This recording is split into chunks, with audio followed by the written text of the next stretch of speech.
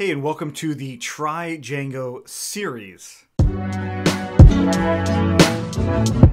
My goal for this one is to help you learn and master Django. Like, I want you to go as far as you possibly want to go in understanding the Django web framework. You see, and the way we're going to do this in this one is really start from the beginning. We're going to start with absolute basics, and then we're going to work our way up, introducing new concepts along the way. And I'm actually not going to be building a full project. So instead, what I'm going to do is just jump into individual concepts, put them into a practical use case in a sort of project, and then eventually you'll have a very good understanding of how to build real web applications using Django.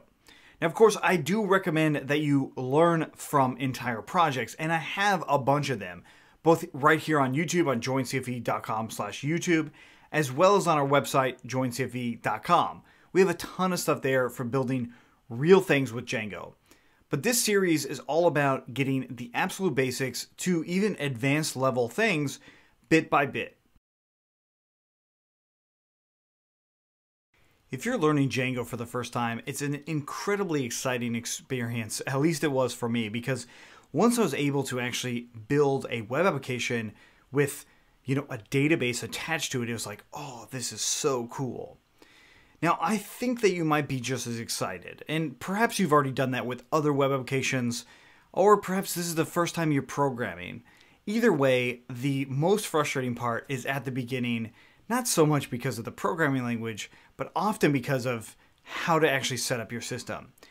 And since that's so frustrating, over years, we've refined the way to set up your system depending on what you're on. And that's part of the frustration. It's like, you're going to see me working a lot in a Mac. So Mac OS environment. And if you're on Windows, you're like, hey, why isn't it the same? I mean, actually using Python and actually using Django is the same on both systems because Python is Python and Django is Django. The commands to get there might differ slightly, but realistically, it's the same. Now, over years, we've refined the installation process, and all of that can be found on joincfe.com/from0. So if you just do that step one, that setup process, you'll be ready for the rest of this series. You don't have to go on to any other step other than setting up your system. But before you jump there, I did want to mention one other thing, and that is the code. So we have all of our code on GitHub or joincfe.com/GitHub to shortcut it. You're going to look for the Try Django repository. So joincfe.com/GitHub will take you here. And then if you go into repositories, you'll see all kinds of them. And in fact, if you type out Try Django, you'll see multiple there as well.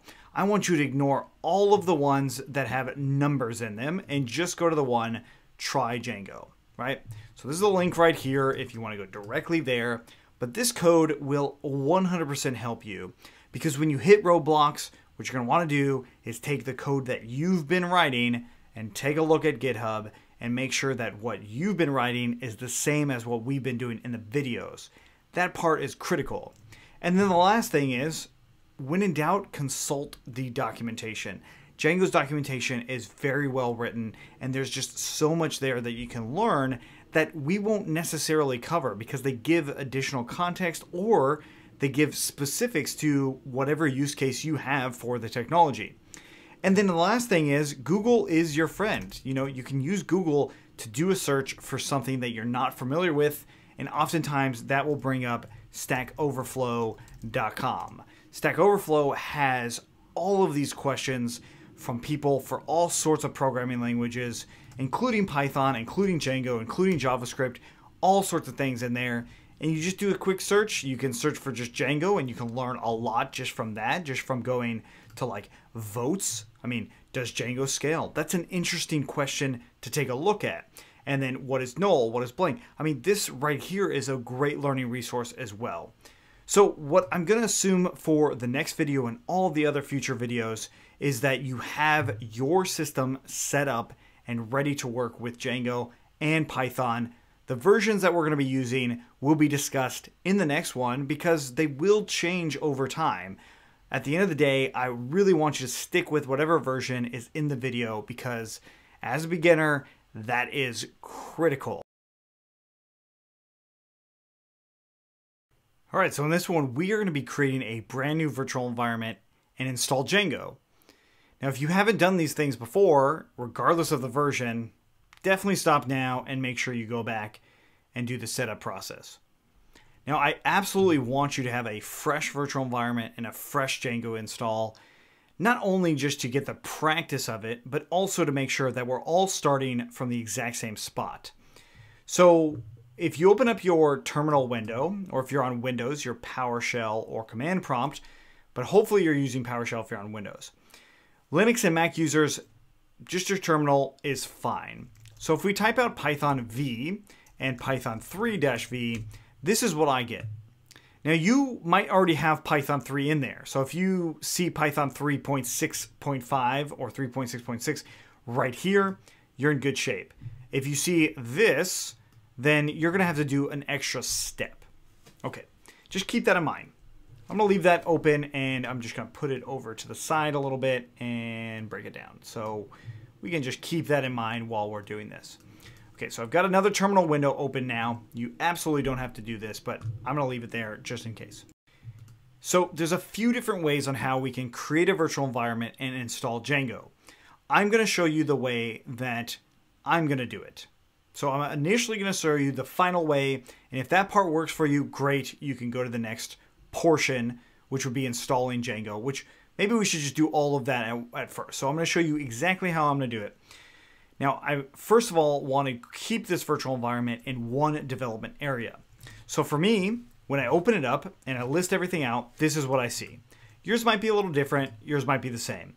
You might see this dev folder. If you don't see it, just do make dir dev, right? So in my case, I already have it there, so I get this error. I'm going to just cd into my dev folder, right? This is where I keep all of my development projects. So in here, I'm going to go ahead and make a directory called try Django. We're going to cd into that directory, and then we're going to create our virtual env. Now, before I create it, I'm just going to hit virtual env and make sure I don't see any errors. I see that there's all sorts of options I can do. If I type out ABC, there is an error. So if you see an error, that means you need to install your virtual environment all over again. Okay, so I cleared everything out, but if I do pwd, I see exactly where I am. I'm inside of that folder. If I list everything out, there's nothing in there. Now all I'm going to do is virtual env-p Python 3 enter. Now again, remember how I said if you had Python-v and Python 3 was here, you can just omit this portion right here, right? So if you see Python 3.6 right there, you can omit that portion and just leave it as virtual env period. We hit enter. That creates a virtual environment inside of this directory. So I can activate it with source bin/activate. And then I can install Django. So pip install Django. And my version of Django is going to be 2.0.7. So Django equals 2.0.7. That should also be your version of Django. If you're sticking with me on this, use that version of Django. I honestly don't care if 2.0.8 is out. Use 2.0.7. We'll upgrade things later, and if you stick with me on this, you will absolutely upgrade with us. I promise. Absolutely promise. Okay, so I'm going to hit enter, and I'm going to let that run. Now, for those of you on Windows, your activate, you might remember, is different. It's just slightly different.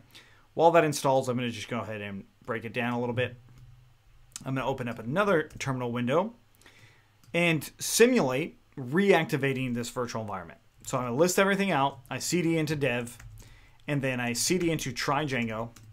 I'm back into that virtual environment, so I can do source bin/activate in a Mac environment. In a Windows environment, of course, it's script/activate. And then you can also run deactivate. Okay, so deactivate just ends the virtual environment. Cool. So what is the purpose of having a virtual environment if you don't already know? Well, it's as simple as doing pip freeze. You see all this stuff. I see Django 1.10.4. If I activate it, source bin activate and do pip freeze, all I see is Django 2.0.7 and pytz. That's it. So it keeps these requirements separate.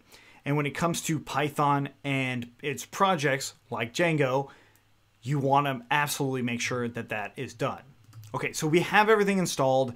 If this part was done, you're ready to go, you can move on to the next one.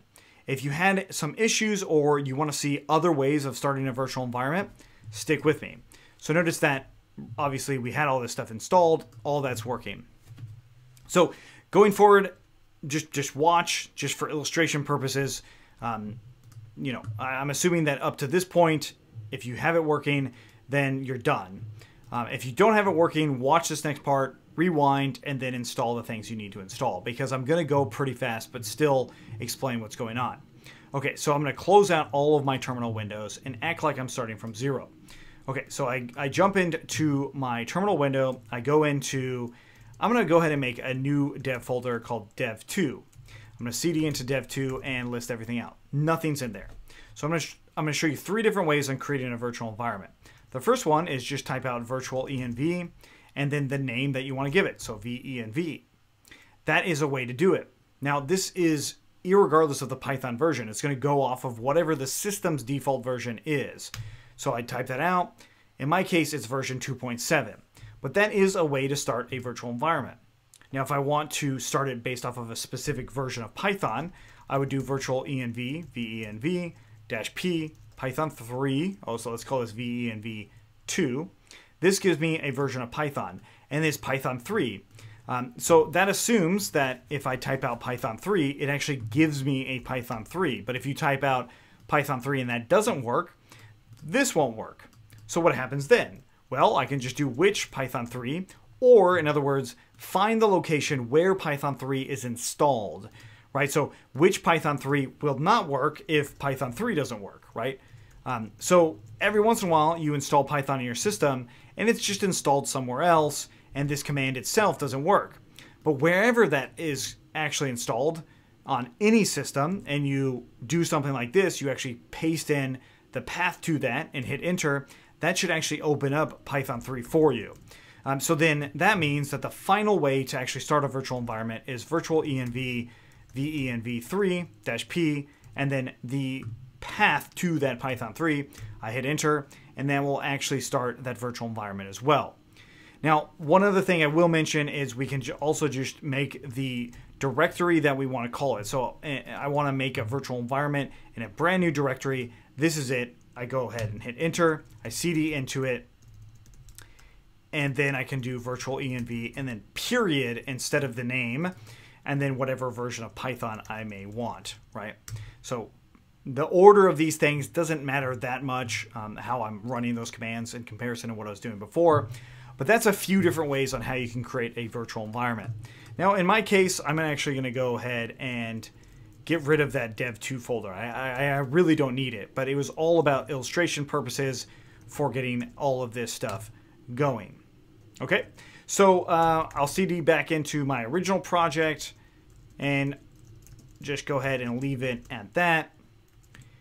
Now, if any of this was confusing and you're lost, rewatch the video and do this multiple times, because having a basic understanding of starting a new project, installing it, you're going to probably do this fairly often. If you're only here to learn some of the basics of Django and you don't plan on making very many projects with Django, you maybe won't need to do it this way. Now, one more note I will say is perhaps you're like, hey, I don't care about a virtual environment. I don't care about doing all these things. Well, do that at your own risk, right? So you're going to run into issues if you don't use a virtual environment. And yes, I am not using Conda. Anaconda is a package that's more for like data science related things. Django can use a lot of those same packages. In my experience, Anaconda and Django don't work that well, but realistically, if you're using Anaconda, you're probably already familiar with that system and you're probably not going to use virtual environments. However, I will say for this entire series, I would recommend that you use a virtual environment just to get used to it, just to get used to how web developers often use the development environment for Django. Now it's time to create a Django project. See, I've got my brand new clean terminal window open because I want to get in the habit of knowing how to reactivate a virtual environment. So I come in here and I cd into my dev folder where I'm holding everything. I cd into my try Django folder where my virtual environment root is, and I just run, well, no, I don't run that virtual env command anymore. We go ahead and run source bin/activate. Right, so that's Linux and Mac users. For you Windows users, it's just scripts/activate. Okay. So if you are in here, you can go ahead and do pip freeze, and you'll likely see this version of Django. That's the version we're using. That's the version I recommend that you use as well. So I'm going to just leave that open right over here so we can always see it. Right? Just a nice little reminder. Hey, that's the version of Django I'm going to be using. All right, now let's go ahead and do that all over again. It's really easy, right? Hopefully this is really, really easy. If it's not really easy and I'm going too fast, maybe just put it on a slower speed. I know I talk really fast, but I try to get it so beginners can keep up, but also so advanced users, like more advanced web developers that are just learning Django, so all of you can get something out of this. That's really the goal. It's a little bit ambitious to achieve. But anyways, okay, so now we're in this virtual environment, and I have this command, Django-admin. So Django-admin is a command that will allow us to do all sorts of things with Django. But the main one is creating our Django project. So Django-admin, create project, and whatever our project name is going to be. Now, you could do this right off the bat inside of that virtual environment, but what I like to do is create an SRC folder, as in the source folder of the project, and then I go in there. Right, so if I go back into my virtual environment, I see that we have these things in here, right? So I've got the four things related to the virtual environment, and then I have my SRC folder. So I change into that SRC folder and just do Django-admin start project, and then my project name. What am I going to call it? Well, to be original, I'm going to call it Try Django. That's the name of my virtual environment as well. I realize that, but that's okay. You can name your virtual environment and your Django project the same, because the virtual environment is only for your system. The project itself will be other places, right? So like you'll be on GitHub, and there won't be anything related to our virtual environment. So I'm going to start this project, Try Django, and I'll just put a period at the end because I am in that SRC folder. I hit enter, and I list things out. I see manage.py and my Try Django configuration folder that has the name of, Try Django, because that's the name of the Django configuration. And if I run Python manage.py run server, what I should see is it's saying something like this. Yes, it's giving me some warnings. We don't have to worry about that yet. But it is giving me a web address that I can go to. So if I open up my web browser and go there, hey, congratulations, you have Django working. Now, if you're not familiar with Django 2.0 and this is new to you, this is a new landing page that they've created. It looks a lot cleaner. I like it much better than the old one, for sure. So we now have Django working. It's ready to go. So there's all sorts of things that we can do with it. But before I actually jump into Django itself, what I want to do is start working with some sort of text editor. Somewhere that I can write the code that is not necessarily inside of the terminal, because that gets super tedious. Especially for beginners, it gets very, very tedious to write code inside of the terminal. So we're going to do something different. In the next one, we'll talk about that, so stay with us. In this one, we're going to download a code text editor. So writing our code is just a lot more user-friendly than just typing all of the commands into the terminal or PowerShell. Right, so we're going to be using Sublime Text, but another one, another popular one is called PyCharm or PyCharm. So Sublime Text is 100% free to download and use. If you really like it, you can just go ahead and buy it. I am not affiliated to either one of these. I just know that they're both very popular choices to write out your code. And that's all you're really doing here, is you're just writing out your code in these things. They do have some features to make them even more user-friendly, but I'm not really going to go into that right now. All I'm going to say is just go ahead and download this and get it up and running. And once you do, just open it up and you'll see something like this, right? So you can have your window open, make your sidebar open, and you'll see some blank page just like this. So all we really need to do is add our project into it. So to do that, you just go into Project, add Folder to Project, and then we want to navigate to wherever our project is. Now in my case, I go to the hard drive, Users, My User, the Dev folder, because that's where the terminal opens by default, is right in here, and then try Django. I'm going to go ahead and hit Open.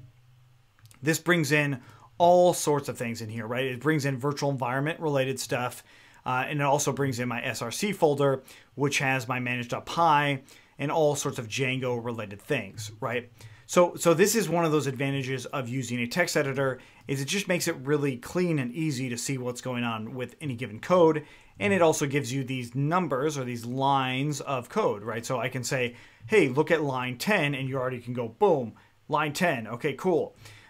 So that's another aspect of using a code editor. I mean, there's so many things to it that I'm just not going to go into now, because I could spend probably an hour just going over the setup process of Sublime Text. Maybe not that long. But anyway, so we now have this folder in here, and we're pretty much ready to use this project. But what I want to do is just save the project inside of Sublime Text in here, and just save it as try Django. This workspace thing, that's an extra piece on our testing, so don't worry about that. I save it in here. I've got my Sublime project.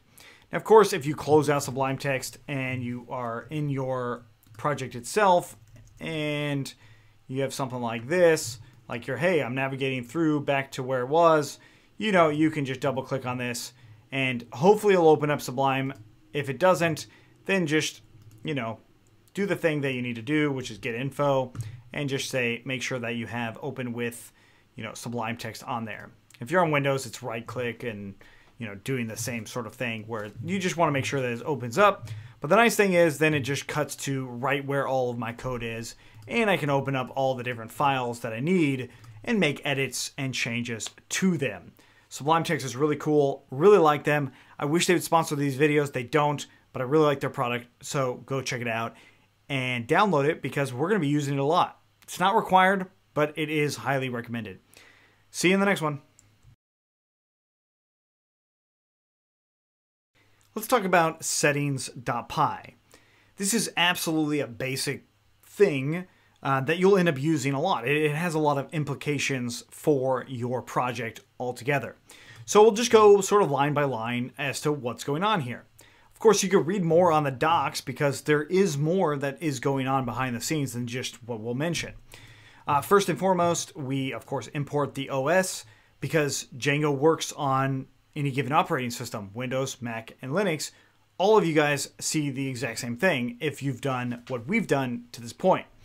So you see we import OS, and then we have this variable named base_dir that's set to this long string of what the heck is going on. All this does is gives us the path of where manage.py is, but more specifically the folder that is holding manage.py, which in our case is SRC. So it's that folder right there. Okay. So how I know this is, well, I know Python well, I know Django well, but how you can figure out where that directory is, that's this right here. So base_dir just gives you, in my case, that, right? So your user might be different, and if you're on Windows, it's going to be different for sure. The slashes will be in a different direction. So the nice thing here is we know that Django knows where it is in the system. That's important, right? So we can do things relative to Django inside the entire project. That's pretty cool. And this base_dir shows us that right off the beginning. And you could print out what the base_dir is too, if you were so inclined. You can print that out and just run the server again. Let's go ahead and run that server again. And what do you know? It actually prints out that directory for us, right? Just like I said, that's where it is. That's what it is. Cool. Next thing is the secret key. Every Django project has a secret key that's associated to it. They're always unique to that project, or at least they should be unique to that project. And you don't want to make it, public in production, because it could possibly lead to security leaks, and you don't want that. So just doing a couple changes is good. Okay. Next thing is debug. This is something that's very useful while you're learning or while you're developing.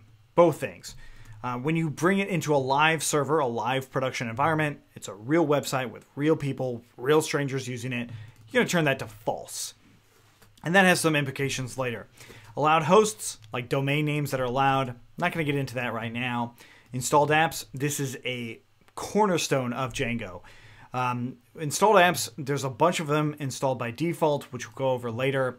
But this is where you're going to build your apps. Like, you know, if you have a blog that you're creating, you would put it in installed apps. If you have products, a list of products that you have, you would put it in installed apps. That is, I mean, very core to Django. And think of apps more in terms of components than apps, right? So like apps has taken on a new meaning, like your mobile phone has a bunch of apps. It's not like that. It's more of like little pieces of the greater Django project itself.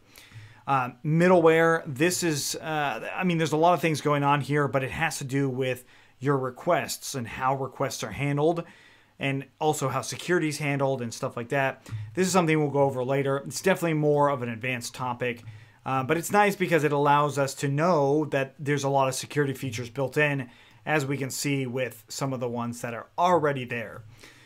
Root URL conf, this is something we'll definitely cover for sure too.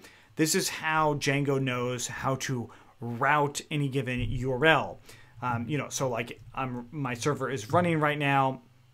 So if I take a look at that running server, if I go to slash, you know, whatever, this is URLs. Like, so those things are automatically routed by default by Django. Something that's really cool as a built-in feature in there. The next thing is templates. You know, like Django renders out HTML templates. We're going to go over this a lot, but basically, like, where do we store them? How are they rendered? How do they work? All that stuff we'll go over later, but it's essentially the HTML page that gets rendered in Django. It's really cool. It's very useful, and it's definitely a common topic that we'll go over. The next thing is the WSGI application. This is how your server works. So the server goes through and uses this setting that's here. In some cases, you change it. In other cases, you just leave it as is. Next thing, databases. Django maps to databases really, really well. So MySQL, PostgreSQL, and a few others as well. Very easily maps to it. You just change your backend here, where it's located, and some of the other settings. You can go in the docs to see all of that. But by default, it has a SQLite 3 database already there, as you might see right there. That's pretty cool. Next thing is we have password validators. This just validates that passwords are good, or at least good to the current standards of what Django's found. We have some internationalization stuff. I'm going to skip that for now. And then finally, static files. Like, where do you store your images, your JavaScript, and your CSS? So like, where do you store those things? Static files is something we'll absolutely talk about as well. But settings is kind of controlling all this, right? So it's pretty fundamental to how all of our Django project is running, and that's in our main configuration. I mean, that's it. That's it for settings. I mean, we will talk and use these things a lot more, but what I did want to mention is one last thing, one actual practical thing is that database thing. So we had this error here, and to run our database, we can run python manage.py migrate. So what this does is it actually syncs our settings, whatever settings we have, with our Django project and in whatever apps we have. We're going to go over this again for sure, but all this is this right here. So we've got db.sqlite 3. I just said, hey, database, make sure you and Django are hooked up and you're ready to start working.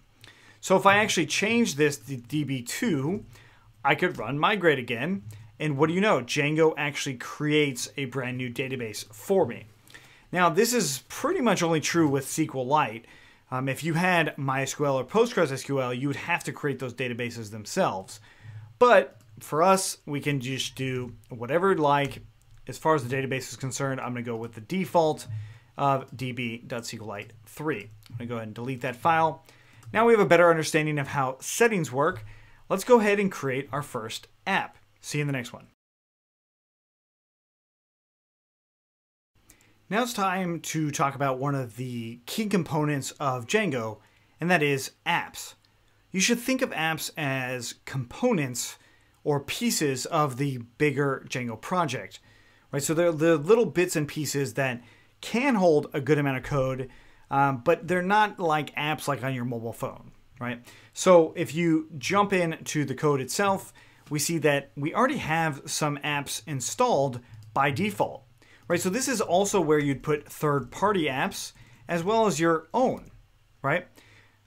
This is pretty cool. So let's take a look at the default or built-in ones that we can look at. The very first one is called admin. And if I go into my project and type out admin, I'll see something like this Django administration. Right, so I already have a username and password filled in because I use Django all the time, but you probably won't see anything in here yet. And actually the question should be is like, how do I actually get in here? Well, I'm going to go ahead and jump into my terminal. Notice that I have two terminals windows open. I have one that's running the server, and then one that's just in the root of the Django project, also known as where manage.py is. You can see how I got there right there. So there's a couple things that definitely need to happen. First of all, I want to make sure that when I run Python manage.py migrate, I see something like this, right? I have a few apps on there that are built in. Those are there by default. I don't want to see errors here, essentially. But you definitely want to make sure that migrate is done because we want to create our first user, and that is Python manage.py create super user. That one command will allow us to create a user that has access to the admin. This is not a regular user. This is just the ultimate super user, right? So the user that you'll end up using. In my case, I'm going to use the username of CFE. I'm going to leave the email address empty, and then I'm going to type my password. Now, the password typing doesn't actually show up. And also, when you're developing, when you're testing and you're learning, you can use whatever password you want here. It doesn't have to be that secure. It has to be secure when you go live, when you build a real project. That's when you really want it to be secure. So I've got my username here, and my password, in my case, is just learn code, all lowercase, and I can actually log in to this admin. Okay, so what I did here was I actually created a user that's actually in the database. Django did all of that stuff for me. I didn't have to do anything. Really cool. So that makes things super easy, super user-friendly, and that same action would happen regardless of the database. Pretty cool. So we actually just talked about the first portion, or first two portions of built-in components or built-in installed apps, right? That's auth and admin. Auth is that user, right? So I actually created that user. I created a super user. And then admin is what I just logged into, right? So I can click on users and I can see more about this auth user. I can come in here and say Justin Mitchell, right? And hello@teamcfe.com. And what do you know? That is my user now. I can save it. I can do all sorts of things in here inside of the admin. We'll talk more about the admin in the future, but it's really cool. I can also delete users. I can go back and create new ones. There's a lot of built-in things about the admin that are really nice, but this is all about the apps, right? The next few things, well, they're not relevant to us just yet. So what we want to talk about is actually creating our own custom apps. So we've done some of the basics. Now let's do a custom app of our own and have it inside of the admin. When I say custom app, I mean our own data. So our own structure of data. Let's see what that looks like in the next one.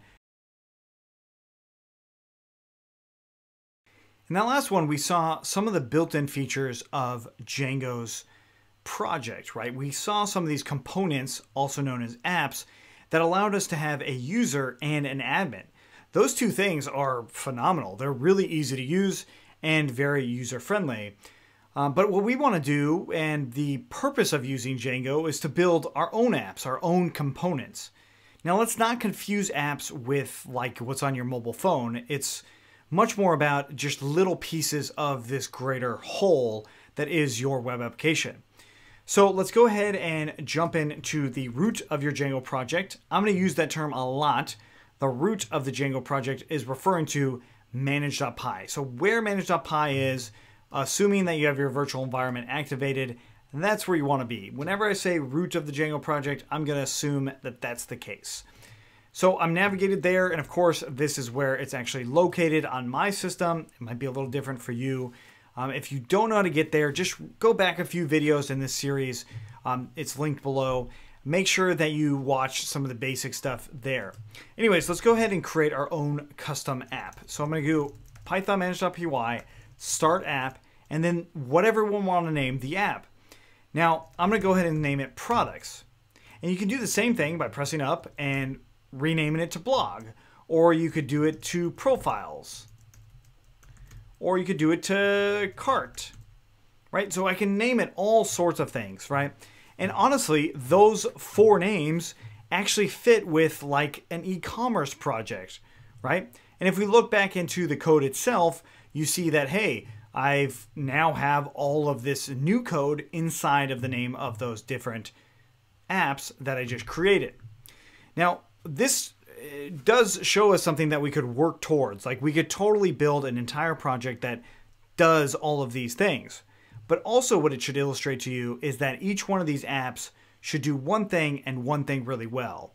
Like the products app should really just do product related things, not cart related things. That should be separate. That should be in its own cart app. And we'll get to what that means later, but the idea here is that your app should be pretty narrow in focus. Once it starts to get wide, that's when you start to bring it into another app. And as you see, it's really, really easy to create an app, so there's really no reason to not do it other than perhaps laziness.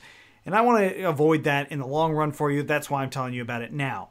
Okay, so I want to show you how to use an app in the way of storing data. Okay, the apps are really good for storing data and mapping what data you want to store to your database. So that means I'm going to go ahead and delete some of these other apps that I just created because we just simply don't need them. Because we're still learning, right? So I deleted these other ones, and now I only have products. So opening up models.py. We'll talk about the other files later, but for now, just models.py. I want to store a product, right? So I want my backend to have memory of a product that I created. How do I do that? Well, I write a class called product, and in this class, I want it to have various attributes to it, right? So I want to say that it has a title. I want to say that it has a description. And, you know, perhaps that's it for now. Maybe I just want title and description. Maybe I want price too. Okay, so let's say title, description, and price. Now I want these mapped to the database. So how do I actually do that? Well, in Django, it's actually fairly straightforward. We use something called model fields. So models dot, we just type out models dot. It's already imported by default. And I'm going to just use a text field for each one of these for now. We'll talk about more advanced fields later, but let's just use text field on each one. Okay. And then my product itself, the actual class that I'm using here, I needed to inherit from the default Django class of model. Okay, so this means that it's going to get a lot of features that we absolutely need to make this work that we just won't go into just yet. That's getting more advanced. But here is a very, very simple model called product. This will map to the database, and we'll see that in just a moment. So since I created models.py and I created this app, I need to add the app in the settings installed apps. And that's really simple. I just put my own here and just write out products, the name of the app that I created, right? So that's the folder here. So I've got products, I have installed apps. I'm just going to go ahead and put a comma after it. And now what do? I, of course, make sure that I save my settings.py and models.py. And now what I can run is this thing called make migration. So Python manage.py, make migrations, and then Python manage.py, migrate. Okay, so those commands you're definitely going to want to remember. So Python manage.py, make migrations, and then Python manage.py, migrate. Okay, so the first time I did it, it made some changes. The second time I did it, it didn't do anything, right? So I want to run these in conjunction with each other every single time I change models.py. So let's go ahead and add in another field here. And I'm just going to say active. Okay. Or let's just do summary instead of description, right? So we got description and summary. Those two might go hand in hand, but now I've made a change to the model. I saved it. And now I want to run make migrations again. It's going to ask me for basically a default. And I'm just going to go ahead and say 2 for now. We'll get into that later. But I'm going to go ahead and say default and say this is cool! Exclamation mark. Okay. So I run make migrations again, and then I run migrate again. Now, why the heck did I show you all that? Well, the main reason is to remember that we always want to run make migrations and migrate when we make changes to models.py. Anytime, any place, anywhere. That is super, super important. Cool. So we've got this model now, and I want to take a look at this model inside of the admin. So all I do here is go into admin.py and do from.models import product. So this is what's called a relative import. It's importing the product class from the models.py. And it's relative because admin.py and models.py are on the same directory. They're in the same module. So I can actually do that relative import. And all I do here is admin.site.register and product.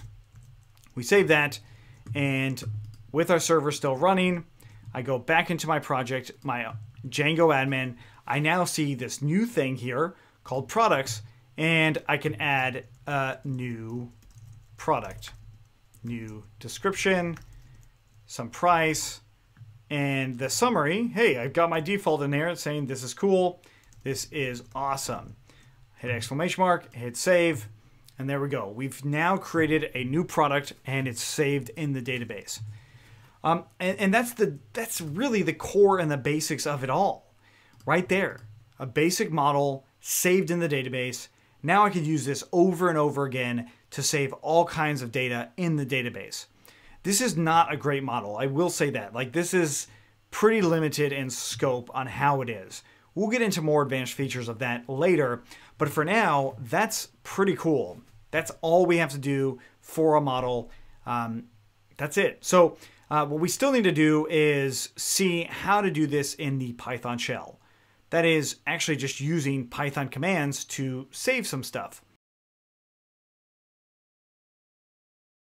Now what we want to do is just use the Python shell to create new products. So I used the admin before. Now we want to use the Python shell.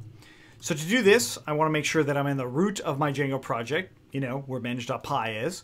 And I'm going to run python manage.py shell. So when you do manage.py shell, that means that all of the Django project stuff will work inside of a Python interpreter. So I hit enter.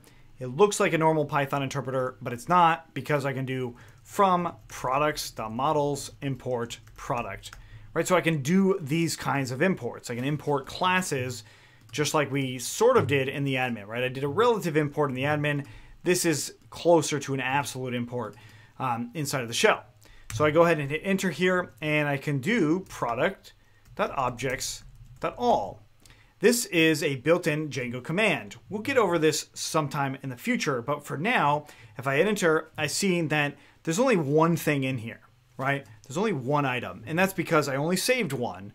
In the video, that's all I did. You might have done it otherwise. You might see a lot more there, and that's cool if you have. That means that you're experimenting. That's awesome.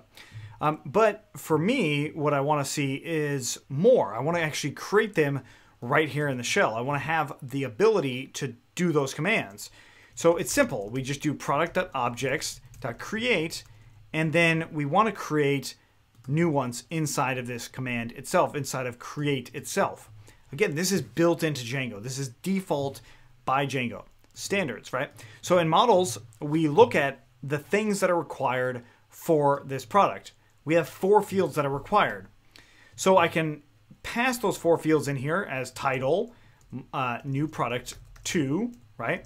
And description as another one, right? Price being, whatever price. And then finally, summary being sweet. Okay, notice each argument in here is a string itself, right? So I did that on purpose. They're all strings, and that's how I can create a new product. I hit enter, it creates it. I can press up and enter again. It's creating new and new products, right? And if I did that product.objects.all again, what I see here is a list, also known as a query set. Again, we'll get into that later. But it shows us all of those new products created.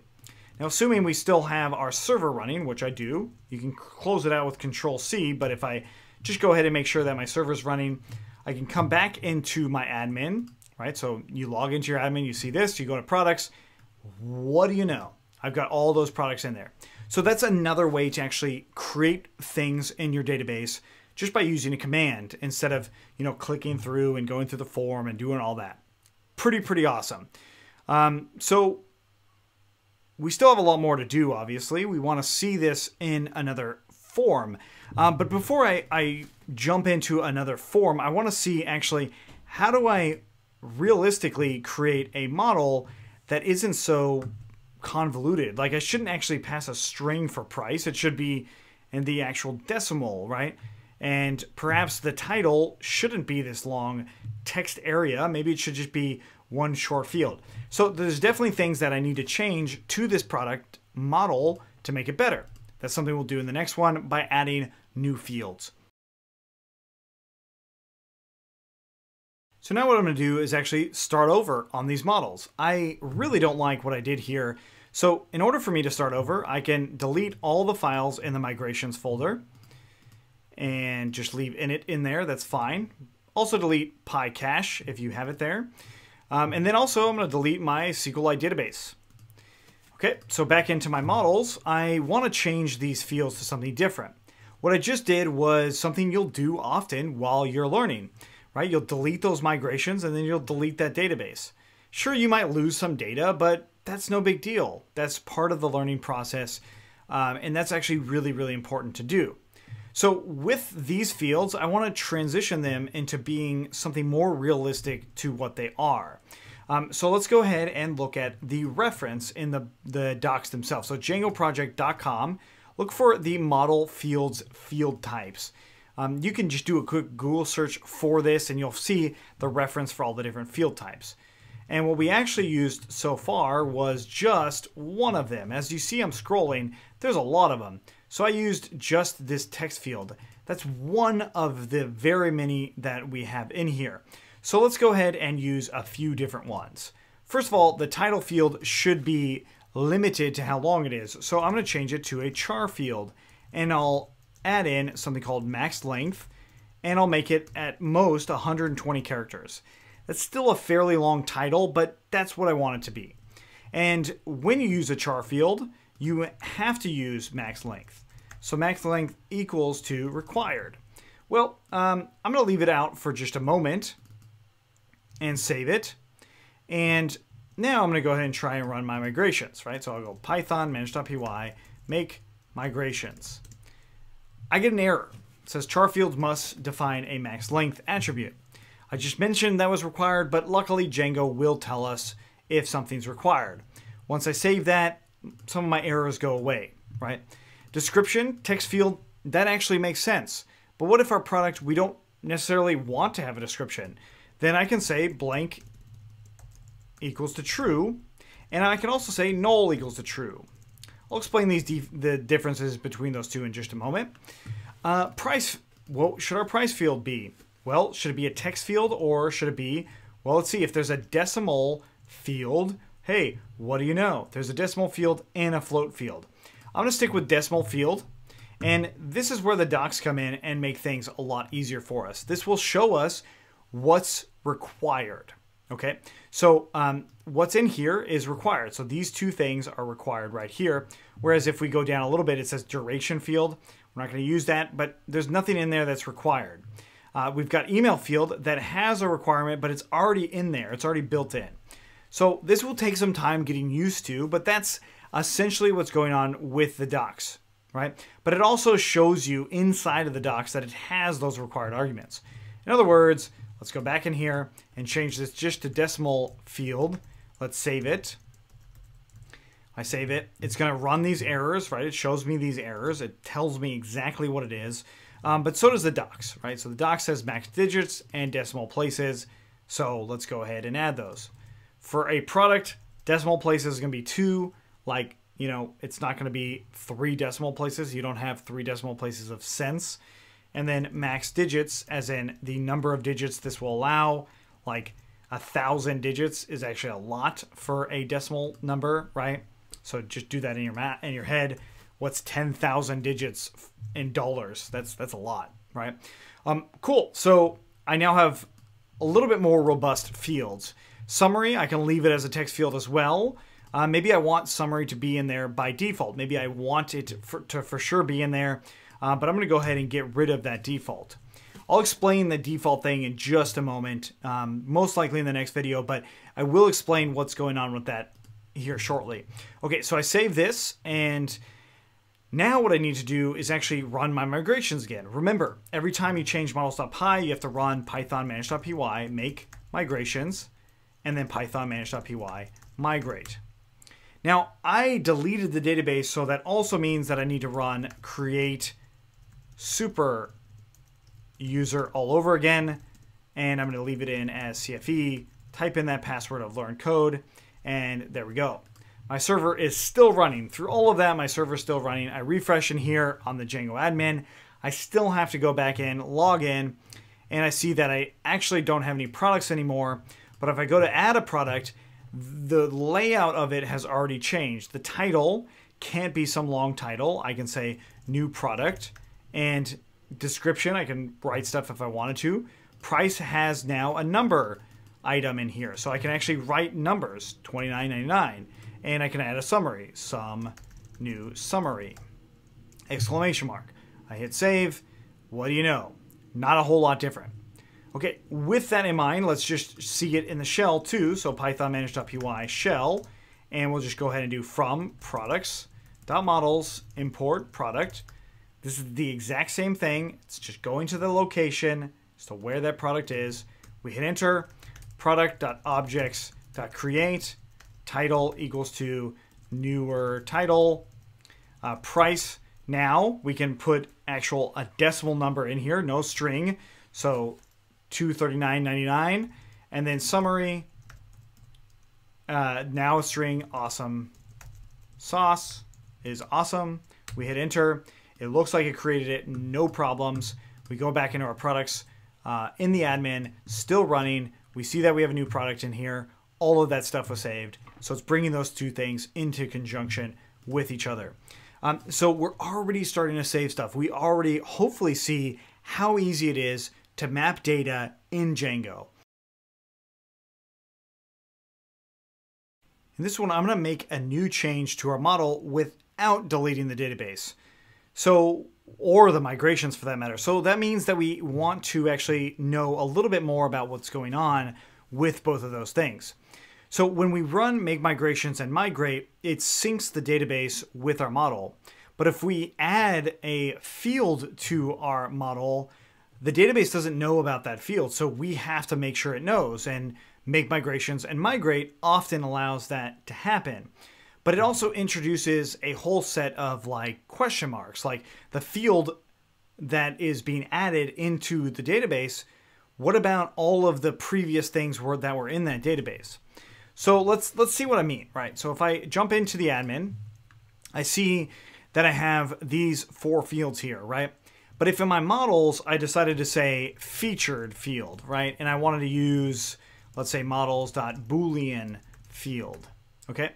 So I'm now trying to add this Boolean field, but this particular object, this saved object, has no idea about this field, right? All future ones might, but this particular one doesn't. So if I went ahead and saved this and went to Python manage.py, make migrations, right? So you do that by default, you get this error. It says a non-nullable field. I did mention that I would say what these things meant. That's what this is, right? So if I said null equals to true here, this error would not have happened because it would have said all of those old values, just leave them empty in the database. They can be empty, that's fine, no worries. But I don't want to do that. Instead, what I want to do is I actually want a value for those old items in the database. It could be one item, it could be 10,000. Django actually doesn't know how many items that are in the database that haven't been set yet. Again, it could be 0 items.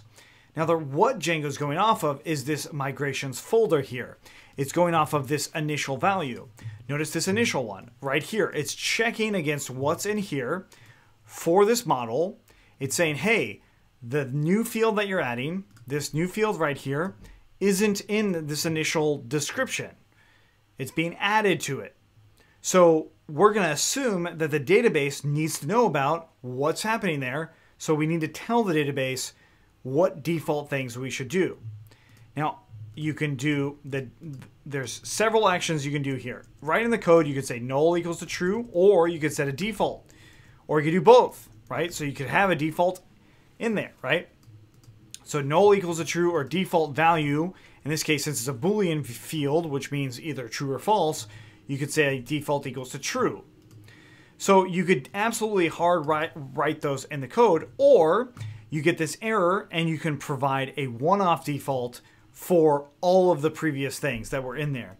And I'm going to say 1 and literally say true, right? So this means that everything that's in the database, it's going to go through all of them that's already currently in the database, and it's going to save those things as having a field of featured with the value of true as opposed to false. I hit true. There we go. Now that make migrations, what that ended up doing is it developed a file for us, a migrations file, and this is it right here. The database still doesn't actually know about anything, right? It doesn't know about this field still because we didn't run migrate. So I can actually come back into my Django project and I get this thing, no such column equals to that, right? So that's an error that you might see quite often. I know you will, actually, because people forget about this. So we want to run Python manage.py migrate because we always run make migrations and then migrate. And then there we go. Now we have a change actually made. And as we see, all of our old objects that are stored in the database have featured as true. All of the new ones, there is no default in there. Cool. So that's awesome. What that also means is then in my models, this summary, what if I wanted that to not be required anymore? Well, I can say blank equals to true, but let's go ahead and say null equals to false and see what happens here. What did I do? I made changes to the models. So what do I have to do? I have to run Python manage.py, make migrations, and then Python manage.py migrate. Cool. So now that I've got that, I come back in here, I refresh. Summary is no longer bold, and I can now leave it empty in the database. So if I change blank equals to false, save it, again, run, make migrations, and again, migrate. I can go back in here and refresh, and notice now it says that it's bold. So if I hit save and continue, it'll give me this field is required. So all this is doing is blank has to do with how the field is rendered. Null has to do with the database. So if the blank is false, meaning that it's required, then it will render as required. That has nothing to do with the database as we see with these two things here. But null being true or false means that the database can be null or empty in the database. Cool. So that is changing some items in the model. This used to be very, very hard. And even if you feel like it's a little challenging, doing this several times, breaking it, deleting the migrations in here already, deleting the database, running all of that stuff all over again, doing that several times will really get you comfortable with models. I promise you it will. And then try to explain it to somebody. Try to explain it to a friend, make a video, try to explain all of the things that I just did, go back and reference them, read the docs, whatever you need to do to really better understand how this basic stuff of models works. So there's definitely more stuff we can do in models, but I'm going to kind of leave it as is. There's other things that Django does really well that we want to start talking about, and that has to do with views and URLs. So we want to change this default homepage to our own custom homepage. How do we go about doing that? Well, we do this by creating a class or a function based view. So a view means that it's going to handle our request. I'll get into all of that later, but right now what we want to do is just illustrate the purpose that we're doing. So I created a new app called Pages. I added that Pages to Settings Installed Apps. Right? You want to get in the habit of doing that whenever you create new apps, but you should know how to do that by now. That's why I didn't do it. Okay, so inside of views.py, we see that there's nothing in here. This is where you're going to be creating all sorts of things for your pages. Think of views as a place that handle your various web pages. Just think of it that way. And we're going to do this using either functions or classes written in Python. So the first one I'm going to do is just a home page. And basically, it's just a very simple function. It's home. You give it a name, whatever name you want. I would probably say that mostly you'll probably add view to it. Like you're not going to call it home page without view. Right? So I'll get into view and all that stuff later, but let's just call it home view. Okay? And then it's going to return something. We want it to return some HTML. So let's say, for instance, I wanted to say h1 hello world. Now, if you're familiar with Python, you'll know that this is just a very simple Python function. It's actually nothing in here is related to Django. So we need to change it to be related to Django. Now, this string right here has HTML in it. This is a string of HTML code. It's not actual HTML code. We'll talk about that later, but this is definitely useful if we want to just have one string of HTML code for some reason. But how do I actually make this functional? To do that, we use from Django.http import HTTP response. And HTTP response we can just call with that string of HTML code, just like that.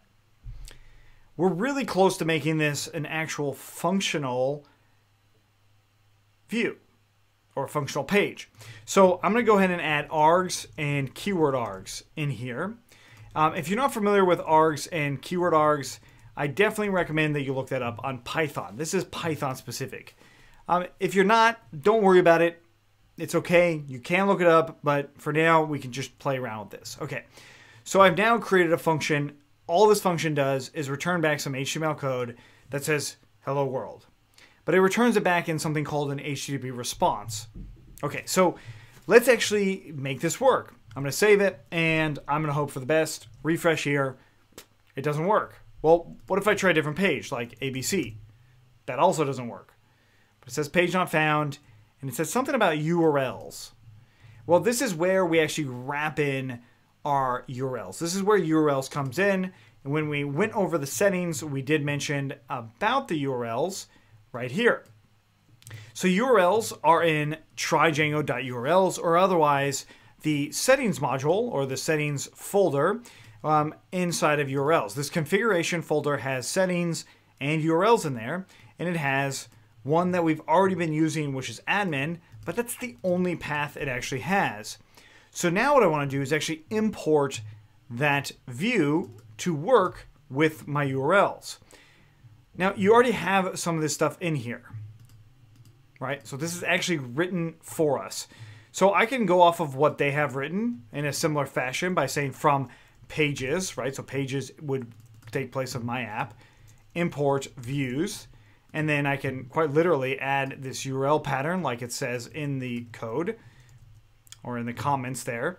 And I didn't call it home, but instead I called it home view, right? So there we go. I'm just going off of what they've given me. Home view and home view. We save that. And let's go back to our home page. Hello world. Cool. It's actually working. There's a couple things that I don't particularly think is a good idea with how this is written. Is that what if I wanted to use the product views then? And I went from products, import views. Things get confusing. So don't do it this way. Go views, import home view. Import the actual view that you want to use, and then just put that down there. Okay, so we save that, and what do you know? the same exact response. Wow, that's fairly easy to work with. Not a whole lot going on here. Let's talk about URL patterns and how this portion works in conjunction with our view.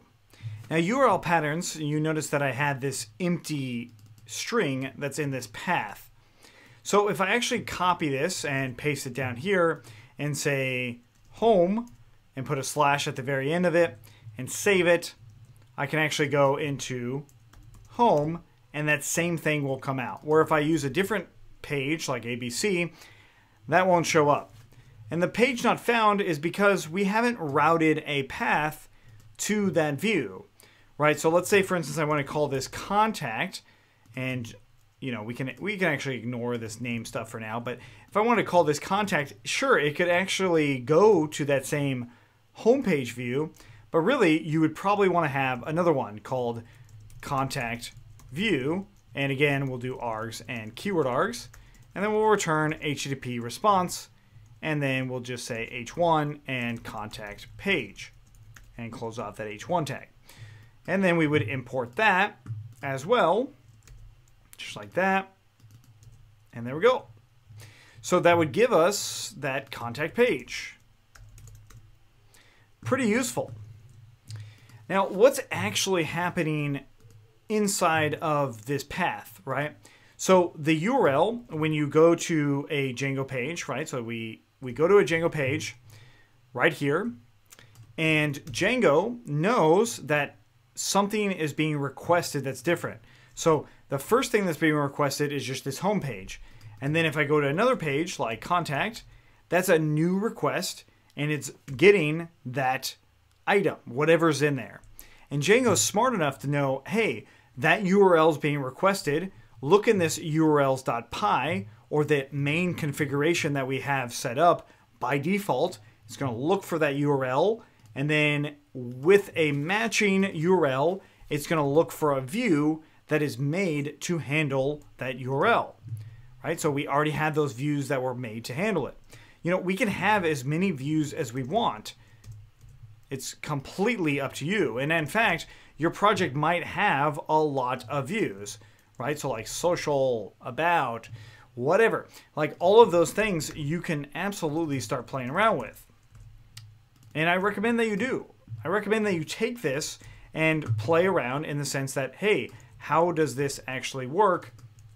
And how can I make all of my own pages? Now, there is a critical thing that is missing here, but I'm not going to get into that just yet. What I will say is that remember, when we go to a URL, we're requesting something from that URL. It's kind of like knocking on the front door of somebody's address. I mean, it's not a whole lot different than that, except this is digital.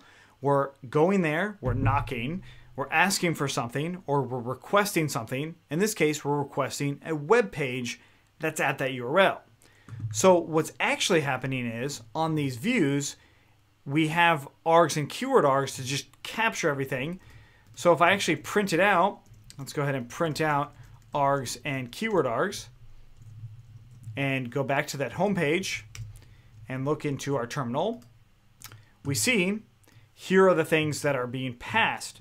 We have this WSGI request. I'm requesting something. So that means that it actually is an argument that's coming through here. I can say request and then args, keyword args, right? So each one has requests coming in here by default. So if I go back, refresh, now my args and keyword args are empty and my request is absolutely in there, so I can print out that request and we can see it. So what does this request do exactly? Well, there's a lot of different things that it can do, but one of them that's important for us is request.user. So this is where that authentication stuff comes in. This is where logging in your users come in, but this is also how our views can access that. So if I refresh in here, I can see that, hey, my CFE user is logged in.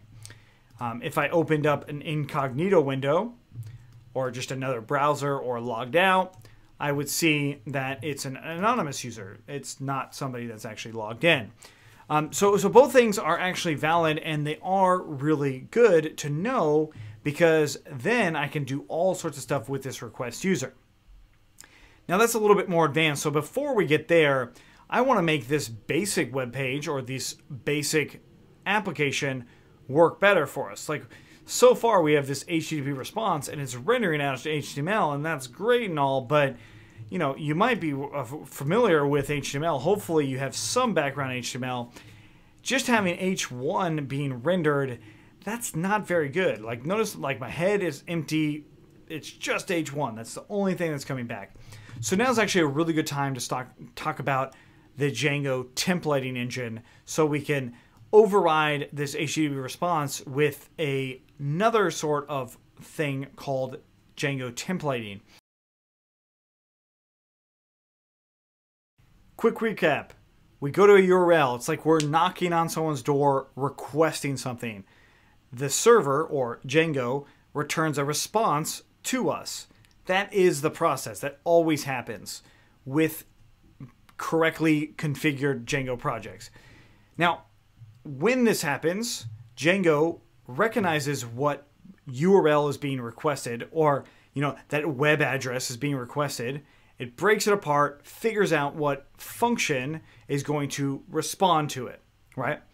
And with that function, we want to respond with some sort of HTTP response.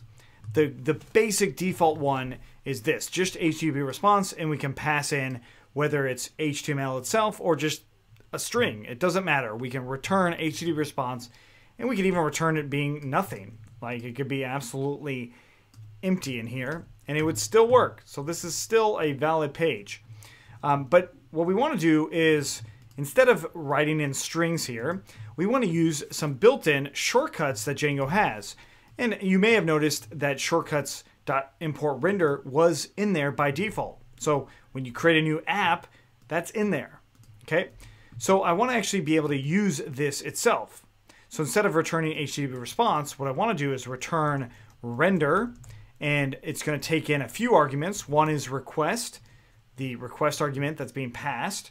One is going to be a template name, let's say, for instance, home.html. And then the last one is context, or for now, we'll just do an empty dictionary. We will talk about context later. So that's how you would be able to return some sort of HTML template or HTML document. Either way. So how do I actually find this? Like, where is that located? If I save this and refresh in here, I get this error. Template does not exist. Well, it certainly doesn't. We haven't actually created it, right? And it's looking for it throughout our site, but it doesn't actually know where to go. So we need to create a location for it. And that's what we'll do now. Inside of our SRC folder, in the root of the Django project, we're going to make a new folder in here called templates. This folder is going to hold all of our templates as we see fit. So inside of there, we're going to go ahead and do home.html, making that new file. Notice templates is online with pages, products, and the Django configuration folder, as well as manage.py. So I'm going to put home.html in there, and I'm just going to say h1 hello world, close off h1, and then do a p tag. This is a template. Close off that p tag. Okay, so we save that. Seems like things are looking good. We made a templates folder. Home.html is in there. We want to render it out, save it. Let's go back, rerun it. Template does not exist still. Well, this is because we haven't actually set up Django to know where these templates are. I mean, I did name it templates, but that's an arbitrary name. That directory is an arbitrary name. It is a best practice name, but it is still, I just made it up. Okay, so in settings.py then, remember how I said we were going to come back to templates? If you watched that video, that's this. So we want to actually put inside of our dirs or our directories where this directory location is. Now I could hard code it to your path to templates, and let's do that. So let's go ahead and say pwd. Here is my normal project here, right? So that's to the root of the Django project. All I need to do is add templates here, as in the name of that folder. I hit save, and refresh in here. What do you know? Our templates are looking good. They're actually in there. But if I sent this to you on your computer, it's not going to work unless your user is CFE. So what we need to do is pretty much copy what we did here. That's actually fairly straightforward, but with some minor exceptions. Basically, I want to make it OS independent. I want to make it allow it for me to send this code to you and it'd still work. So it's be os path.join base dir and then templates. So I'm just joining that base directory where manage.py is with the templates directory that I just created. I refresh in there. It's still working. That template's still showing up. So what this allows me to do then is to make multiple pages like about.html, contact.html, and so on. And then I can just quite literally bring in all this code here and say contact and about. And then in my view, just like I did on home view, I could just change these about and contact to to the correct name, so about.html and contact.html. I save that, refresh, everything's looking okay. I go to about, hey, looking cool. So it's rendering HTML. Notice that it doesn't have .html here, right? So it's not actually like rendering out that raw HTML file. It's actually going through Django, and Django's rendering out that HTML. That's pretty cool. So if you've worked in web design before, you'll know that that .html being gone makes these URLs so much cleaner, and it's a lot easier to navigate and share, and it also makes it look more advanced, in my opinion. Okay, so now we have a way to render out HTML documents. But you might see that there is a lot of repetitiveness that could happen in these documents, so we need to talk about some basic inheritance stuff with Django templates. And that's something we'll do in the next one. Time to talk a little bit more about the Django templating engine that we are actually already using, but we want to learn more about it. So if I look at something like this, we've got two curly brackets, request.user, two more curly brackets. This is something that Django does by default, and it actually will render out that relative information. So we actually refresh in our home page, and I see that CFE user. That's my username. And if I open an incognito window, I see anonymous user. That's expected.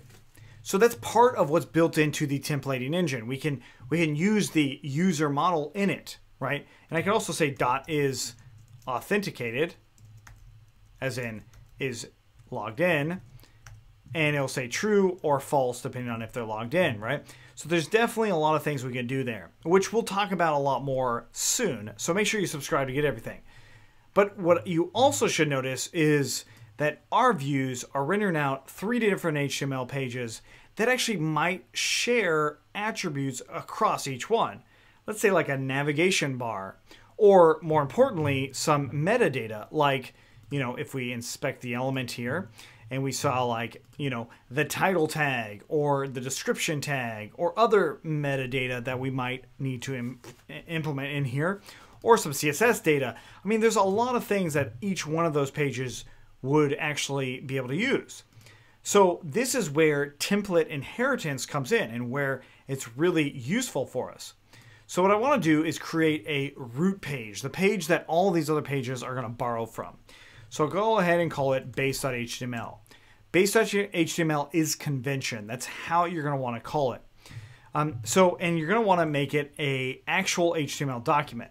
So doc type HTML, and then HTML, close off HTML, and then body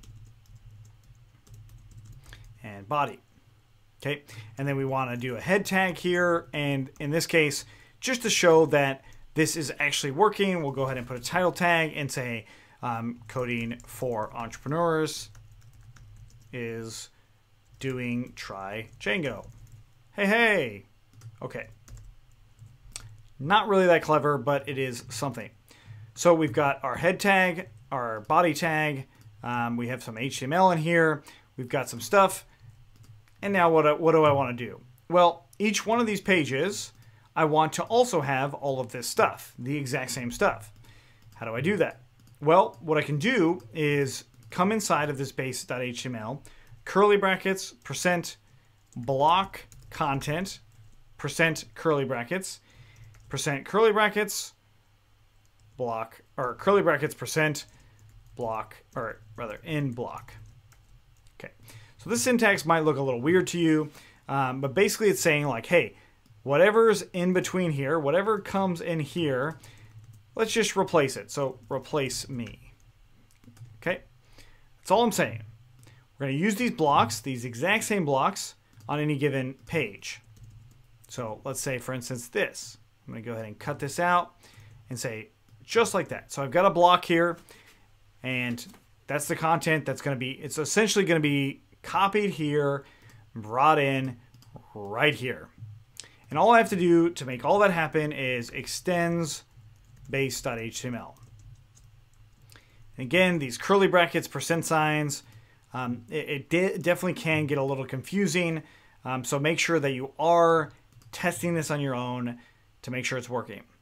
Okay, so I've got now a new thing for home.html. Back into home, look at my title tag. If I refresh, it now changed to Coding for Entrepreneurs is doing Try Django. So that title tag actually did change, and it's based off of this base.html. So let's do that again on about. Inside of about, curly brackets, percent extends base.html. Okay, so this is now pulling from base.html. If I saved it just like that and went into that about page, it just says replace me. So it's rendering out this default page. That's all it's doing. So in order for me to actually replace whatever block is in there, I have to use it. I do block content, curly bracket. So curly brackets, percent block. That is the Django related stuff. Content is a variable that I created. And then we do in block to close it off. You might also see in block content. That's okay too. So we save that and we refresh, and that is now changed. The title is changed.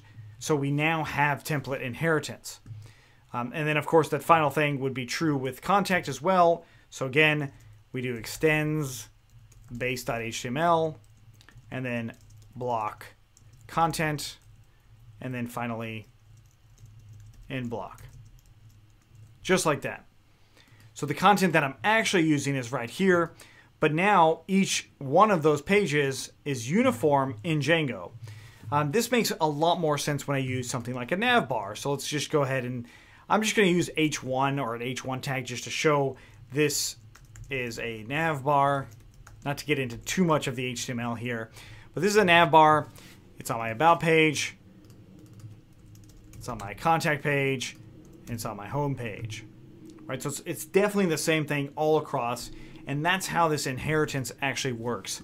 And I will say that, you know, if you change this to block content main or something like that, and I save that, every single one of those pages would change. Right? Because I'm not actually rendering or I'm not replacing the correct block in each one of those pages. Instead, I'm replacing nothing. So they just don't do anything, which is really cool. That actually makes things a lot easier for us in the long run. But this might be a little tricky to get your head around on how this actually works. So what I do also recommend that you pause the video or stop now and change it to another content area and do several blocks in there to see how all of that works, to make sure that you have a better understanding of how this inheritance is, because it definitely is a little bit trickier than just rendering out an HTML page, just a blank HTML page, but it is important. So we will still do more stuff on Django templates, but that's it for now. So what inheritance allows us to do is to remove redundant code that we need in many places. What we're going to talk about in this one is the include template tag, so we can do this more of the same, just on a little bit more of a different level. So what I mean by include is sometimes you'll have a nav bar or a navigation bar that you might want to have in multiple places. So to allow this to be showing up in multiple places, or allowing me to edit just that nav bar, not having to go into the base every time, I can actually come into my templates and let's just make a brand new one called the navbar.html. And this itself will just be the navbar. It's not going to have anything else. It's not really going to be doing template inheritance. Instead, what we're going to do is have a navbar of some kind, right? So if I just wrote nav and then did a UL in here and, did some navbar related things. I'm not going to make a real navbar really, but let's go ahead and just say brand. There we go. So we've got a simple navbar with just brand and let's say contact and about.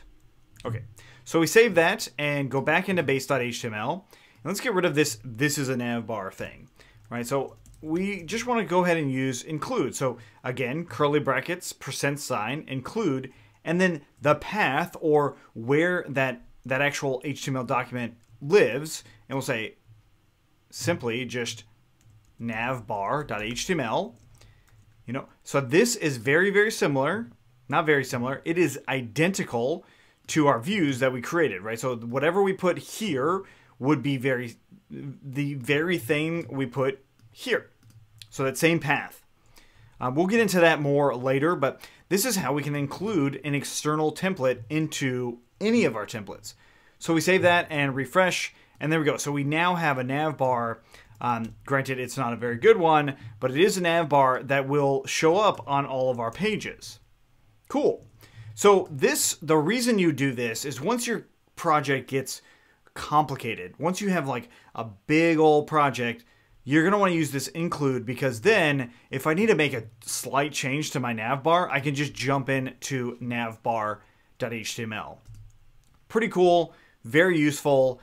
So now what we want to do is actually talk about context. So like, how do I actually use things beyond just that request user that we've seen before? So I want to actually add in some new data that's coming from other places. So I'm not hard coding it every time, but rather it's coming from somewhere else.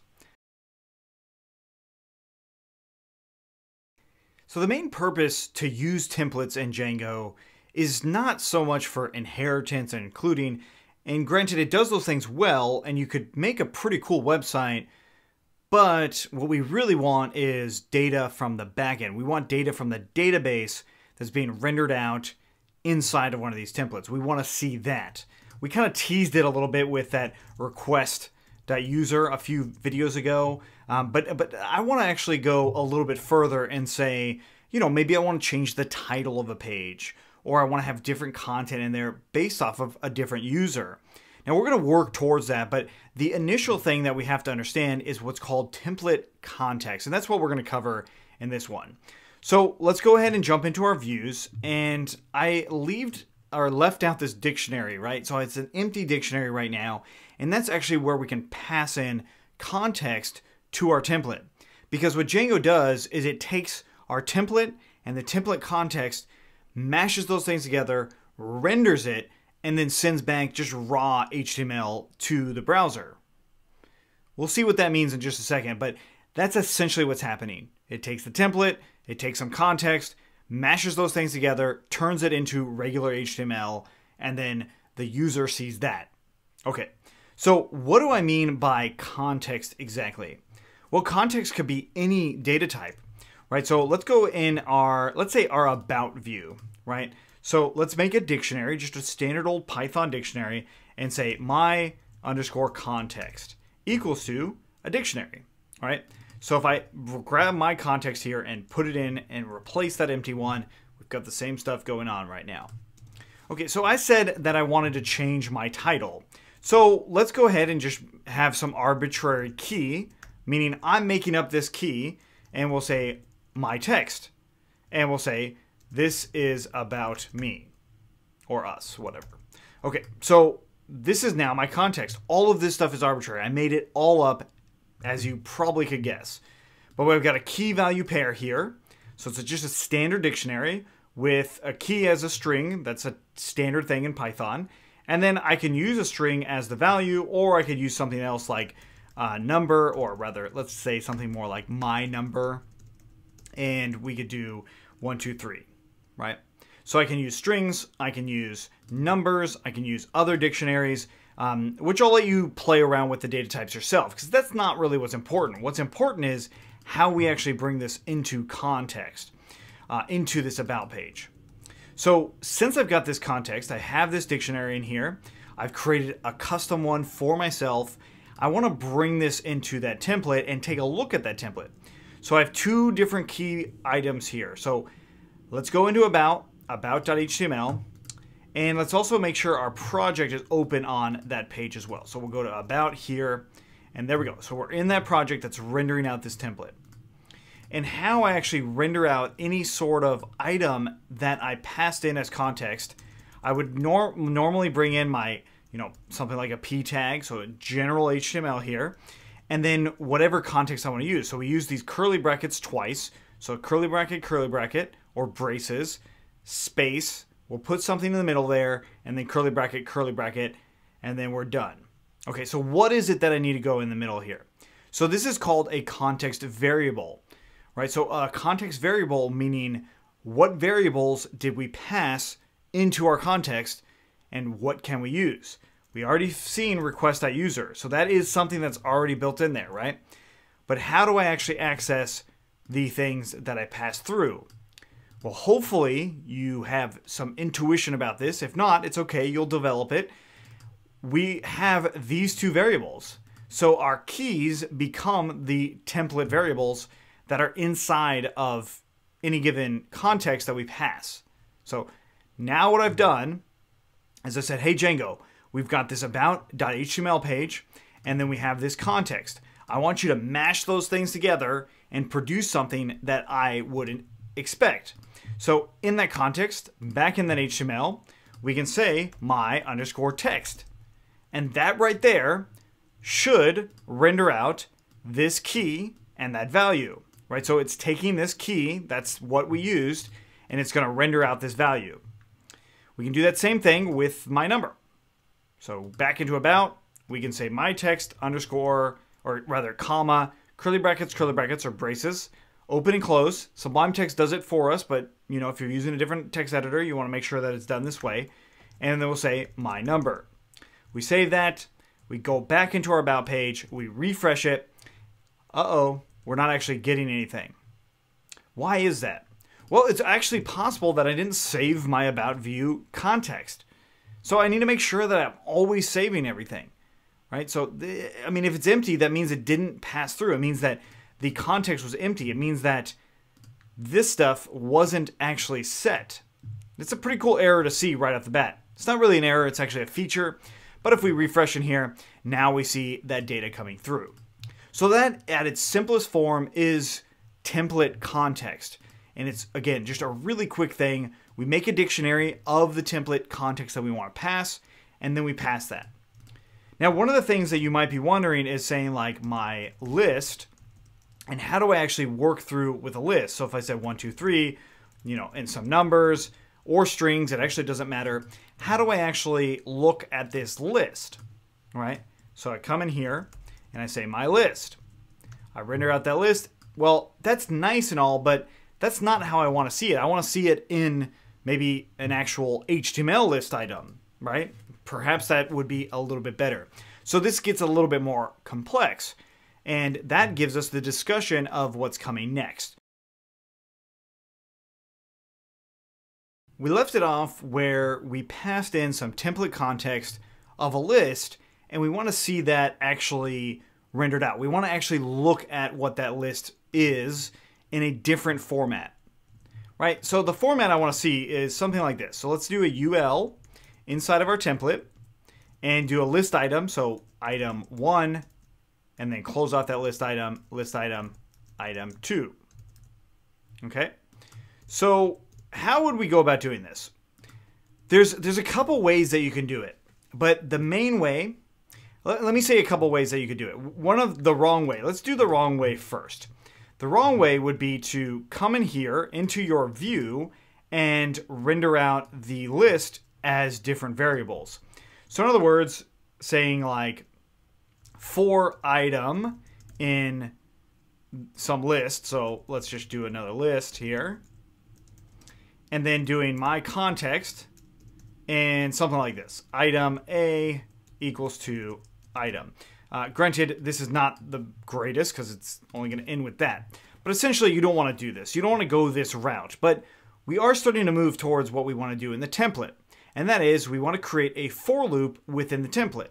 So the templates themselves can have this sort of flow.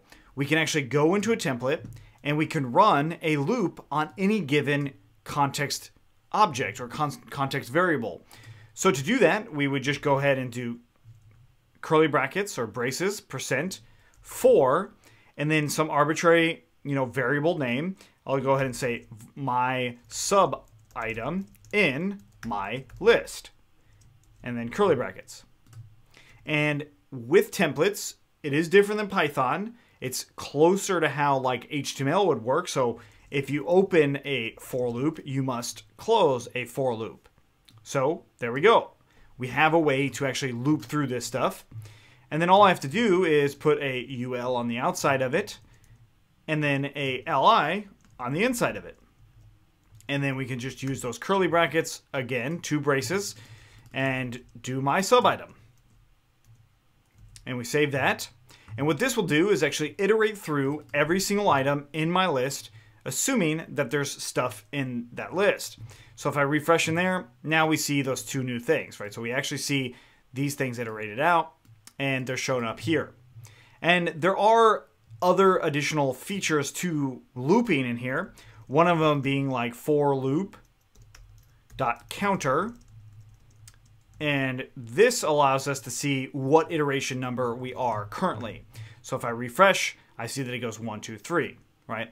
And granted, in my view, if I were to change the order or change the values and even have, ABC, strings like that, stuff like that, all of that will come through. It's pretty nice. I mean, it allows us to do all sorts of things inside of our template that's based off of what's coming through our view. Now, don't get me wrong, we still aren't seeing data from the database. Like, we're still hard coding all of this stuff. Like, I do want to work towards where I can actually see data from the database, but there's still a few more things that I want to do with templates and views before we get there. So now what we want to talk about are conditions in a template. That is an if-else statement inside of our template itself. Now, by and large, you want to make sure that your logic is already handled in your view. That's kind of a general rule of thumb. I'll get into that a lot more later when we get more advanced, but basically, if you're going to be doing a lot of if-else statements, you're going to want to do those in the view and change your context that you're rendering in the template. You don't want the template to do too much of that work. But there are cases where you will want your template to do it. And I'm going to show you a very basic example of that. But I'm also going to give you a little bit of a warning with your variable naming with templates. Okay, so the first thing is when you have your context here and you render it out, and let's say, for instance, you do have a list like this, we're going to want to be very selective about how we rendered that inside of our for loop. So in other words, if I changed, let's say, for instance, my text to being ABC, and then inside of my about, I have ABC here, and then I change my variable in my for loop as ABC, the things get a little hairy. And they might render fine, right? So it renders out fine. But then when I actually want to do a condition, such as if ABC equals to 312, if that's the case, then I might want to rethink on how I actually name my variables. Because they are, then this is already looking tricky. Like, I'm already unsure of what's going on. So let's keep this in as my text and my text. Something like that is frustrating when it happens, when you don't catch it, but it is something that you'll gain the skill of over time. I promise you. It's just about recognizing how you name variables. And this is true in Python in general, right? So sometimes you might name a variable one thing and then it's rendering as something else. It's also true with functions and classes. I've seen it happen a lot, and it's happened to me so much. So I just wanted to bring your attention to that because of what we're doing right now. Okay, so going back into this about page, I have this condition here, right? So I actually created one, and it's really simple. We just call an if statement, so %if, some variable or some thing that would be able to compare to another thing, or more simply, if something is, true. So you could also pass in a context variable in here. So back in my view, I could just say, this is true, and just set it equal to true, right? So I can still use that. So these conditions, what they allow you to do is just evaluate whether or not this statement is true. And you can use things like equals equals, just like I have here. And then inside of that block, inside of here, you can render something in particular. So let's go ahead and render that something in here. And you know what? I'm going to throw in another little conceptual thing that we'll take a look at later. But let's just say add 22. So I've got a straight arrow, also known as, or a straight line, also known as a pipe. And then we just type out add colon and then whatever number we want to add. So we do that, and then we refresh in here, and I've got stuff rendered out. So notice that the third iteration goes twice. Now this is because I have my if statement, but then I also have the default, or what I used to have. Now what we actually want to do is, instead of having the default like that, we would just say an else clause in here, and bring in that else clause just like this. That way that the list can be iterated through, and if ABC is equal to 312, then it's going to render that out and add 22 to it. So we save that and we refresh, and now it's still only those 4 items, except that one condition is now met and it's allowing us to do some addition.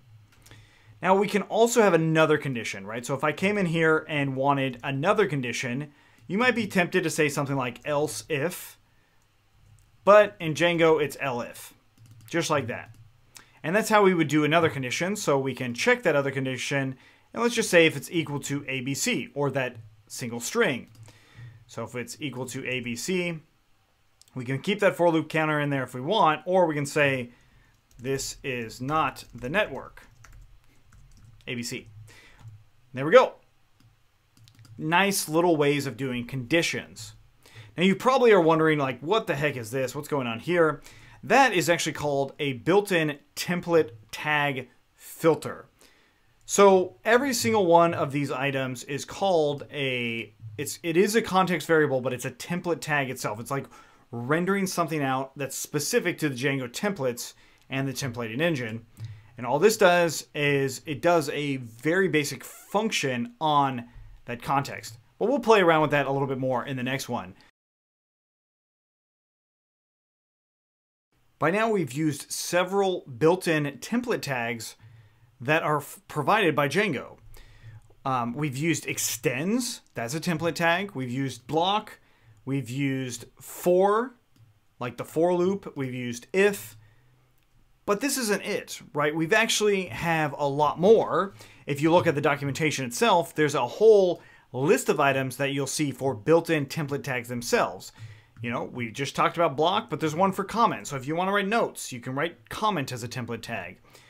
You can cycle through things. That's something we haven't actually covered, but it is something maybe to play around with. Or if you want to see it in particular, please let us know in the comments. I don't actually use cycle that much anymore, and I'll explain why in just a moment. But we've seen for loops, we've seen include, we've seen extends, right? So we have all sorts of items in here that allow us to make our templates that much more valuable. And then there's another thing that I kind of tease that we'll talk about right now, which is filters. So this is a filter. All it does is take whatever this value is, or whatever the template context variable value is. So any of these things can use filters. Basically, a rule of thumb, if you see 2 curly brackets, there's a really good chance that you'll be able to use just a pipe and then some filter there. And yes, there's a way to make custom filters as well. So if you have a need to see that, please let me know in the comments. And here is the built-in filter reference, right? So we have all sorts of different values. Notice that you can add numbers or even a string that represents a number. You can add variables. So if you passed in a different context variable and you wanted to combine them together, you could do that. We can do stuff like slashes or cap first. Cap first is probably a really good one for, let's say, for instance, in here, we changed my text to being title, right? And then back into our actual template, we would change this to being title. And let's just go ahead and bring it into an H3 tag. we put title here, and then we would use that filter cap first, and we close off that H3.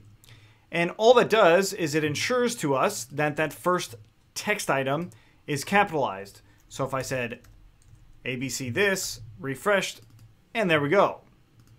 Pretty cool. Now, luckily, the documentation gives us a lot of examples of using this, right? So, like, when would I actually use value of center, right? So if I wanted to use center, I can honestly say I don't think I've ever used this template tag. That's why the documentation's there. But let's go ahead and use center and try it out. If I refresh, oops, we have 2 extra curly brackets in there. Sorry about that. Center, it actually doesn't render anything for us because of how templates work. But it you know, so, I mean, the HTML, I think, does have extra spacing. No, it doesn't do anything. So it didn't do anything. But what you can do is you can absolutely use 2 things at once. So I can say cap first, right? So I can filter that to cap first, like it does.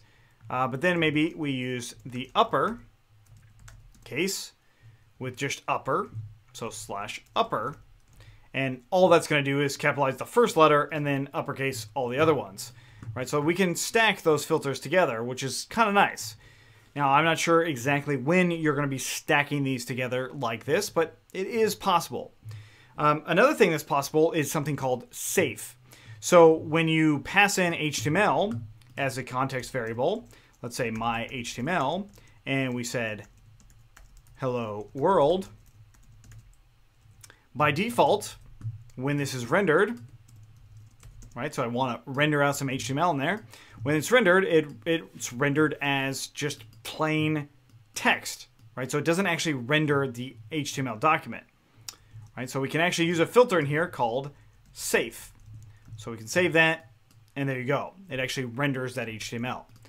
And there's a lot more, like truncate characters, right? Or title. Look at, hey, that's pretty cool. So how about we do that? We've got cap first and then title. So title and title. It titleizes the entire title variable, right? So this is the variable. Whatever that is the variable. And then once you put those pipes there, it turns into the filter name that it might be. Cool. So we can do time until. So using dates, stuff that's a little bit more advanced than where we're at. You can change the time. You can change the format of time. You can strip HTML tags. Right, so we see here, we've got strip tags. Before I did safe, if I did strip tags, save that, refreshed, hey, there you go. It's no longer showing what that HTML is. So those are kind of the reverse of each other. One actually renders it, the other one just gets rid of it. These are pretty cool, very useful inside of templates themselves. Slugify, hey, that's another really cool one. Slugify, what does Slugify do? Well, we refresh in here, it turns hello world with the h1 tags in there still into a slug version of it, or like a URL safe version. But I can also do strip tags and then slugify. And hey, what do you know? It removed all those HTML tags and slugified it at the same time. So you're going to want to go to the documentation for this whenever you think like, hey, I need to do X, Y, or Z. Because they're very specific to just generally what you're using. Right, so if you have user-generated content and you want their titles show up as a title, then you might do that. But honestly, you might leave it as is. You might not enforce those things. And that's something that's really cool about these template tags is you get to pick and choose on when you want to use them. I don't actually think that you'll end up using them that much, honestly, because as we see here, I'm showing you that they exist, but oftentimes when you have values like this, you'll do that in the view. Or if you have something like this, also would do that in the view. And in fact, safe should itself be done in the view with something called mark safe. But that's actually not something we're going to cover just yet. That's a little bit more advanced, but it's something worth noting. Okay, so that's it for Django's built-in template tags and filters. Now we're definitely ready to start rendering content from our backend, so the data that actually has been stored in our database.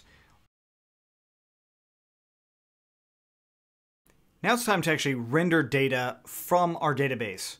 But before we do that, we have to just play around in the shell a little bit so we can understand how to actually access that data in the first place before we render it out. So to access it, let's go ahead and jump into our terminal. And I'm in the root of my Django project where manage.py is. I do have my server running, but you don't necessarily have to do that.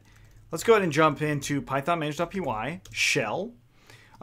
Also, I'm assuming that you have this exact model, our product model. You can have any model you want, but make sure you have one model. And I'm going to go ahead and import that from products.models, import product.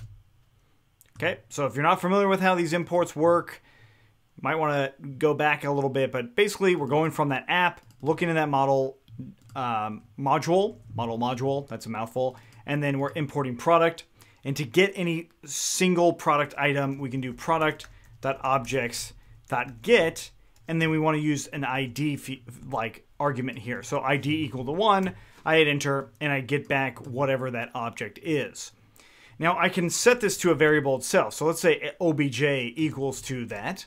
And then in here, I could do something like dir obj to see all of the different things I can actually hit on this, right? So there are other intuitive ways on how to do this, but this is maybe a natural way. If you're familiar with Python, you would just use dir to see all of the methods that you might have on here or attributes that you might have on here. One of them is ID, one of them is price, title, summary, right? So a lot of these are unique to my model. Now, of course, that data is also coming from here, and a lot of built-in things that Django has itself in models.model.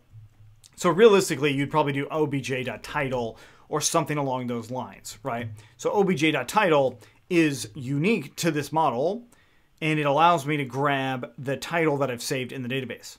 So now we sort of understand a little bit more on how to actually grab some data. Hopefully you're wondering where the heck did ID come from and this get call. We'll explain that in a little bit, but let's go ahead and exit out of the shell for now. And let's go ahead and create our first view where we're rendering out this actual data. So whatever this data is. So I'm gonna open up my views inside of the product app again. And I mean, the reason I'm moving it out of the view of this other one, if you've been following along, has to do with congruency, right? So you wanna make sure that everything related to your products is inside of your product app. So if you're rendering out a view that's related to one product, that should probably be in your product app. There are exceptions to that, but just keep that in mind. So all I'm going to do here is say def, and I'll just call this product DetailView. Without getting into too much explanation, just stay with the naming conventions that I have. So like product underscore DetailView, we're going to show one product. That's why we're calling it a DetailView.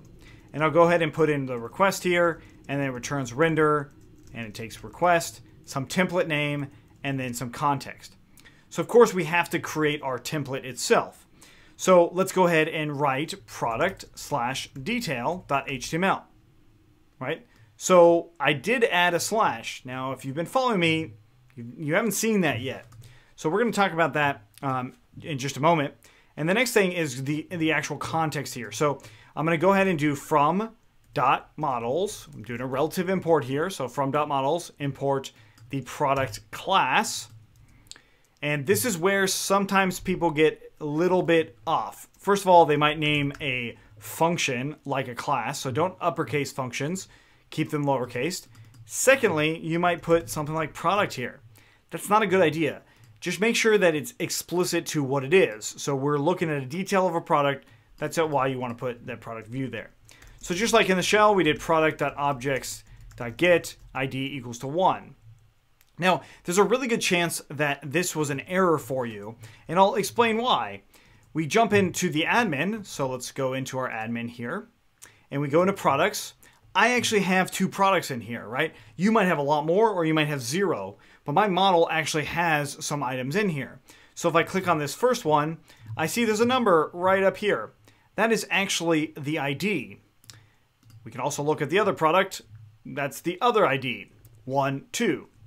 But if we look at our model, there is no ID here. Well, that has to do with Django's built-in features. One of them is that it has an auto-incrementing ID, which you can see in the migrations in the initial file. We see there's this ID of auto field. So it automatically creates that for us. We don't have to do anything. Another win for Django. Okay, so how do I actually create the context here, right? So the context is just an empty dictionary by default. And what context do I want to put in here? Well, I can put stuff like title, and again, that was obj.title. I can put stuff like description and obj.description, right? You could fill out the rest on whatever you want to show up on the model. This context, again, goes into my template, but I actually have to create that template. So without getting to too advanced level stuff of where we can locate or load our templates, which I'll talk about literally in the next one, we're going to make a new folder in this template folder here called product. And inside of that folder, we're going to make a new file called detail.html. That's all you have to do. So if you want to have directories inside of your templates, you just make a directory in there and make sure you add that slash. Put it the same slash as that way, regardless of what system you're on. It should still work. Okay, cool. So we've got detail.html, and with detail, we want to extend. So extends base.html. Of course, this is continuing from previous videos, so make sure you watch those. And we do block content, and we do just in block. There we go. That's standard. We've created our template.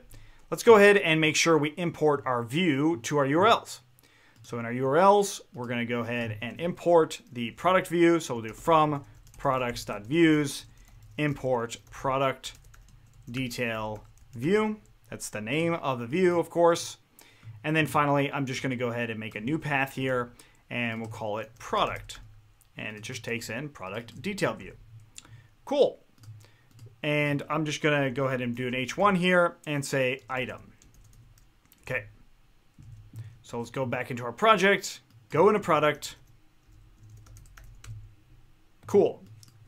If you don't have this, stop, go check the code against GitHub, do all that. Like, I just breeze through a lot of things because we've already done this.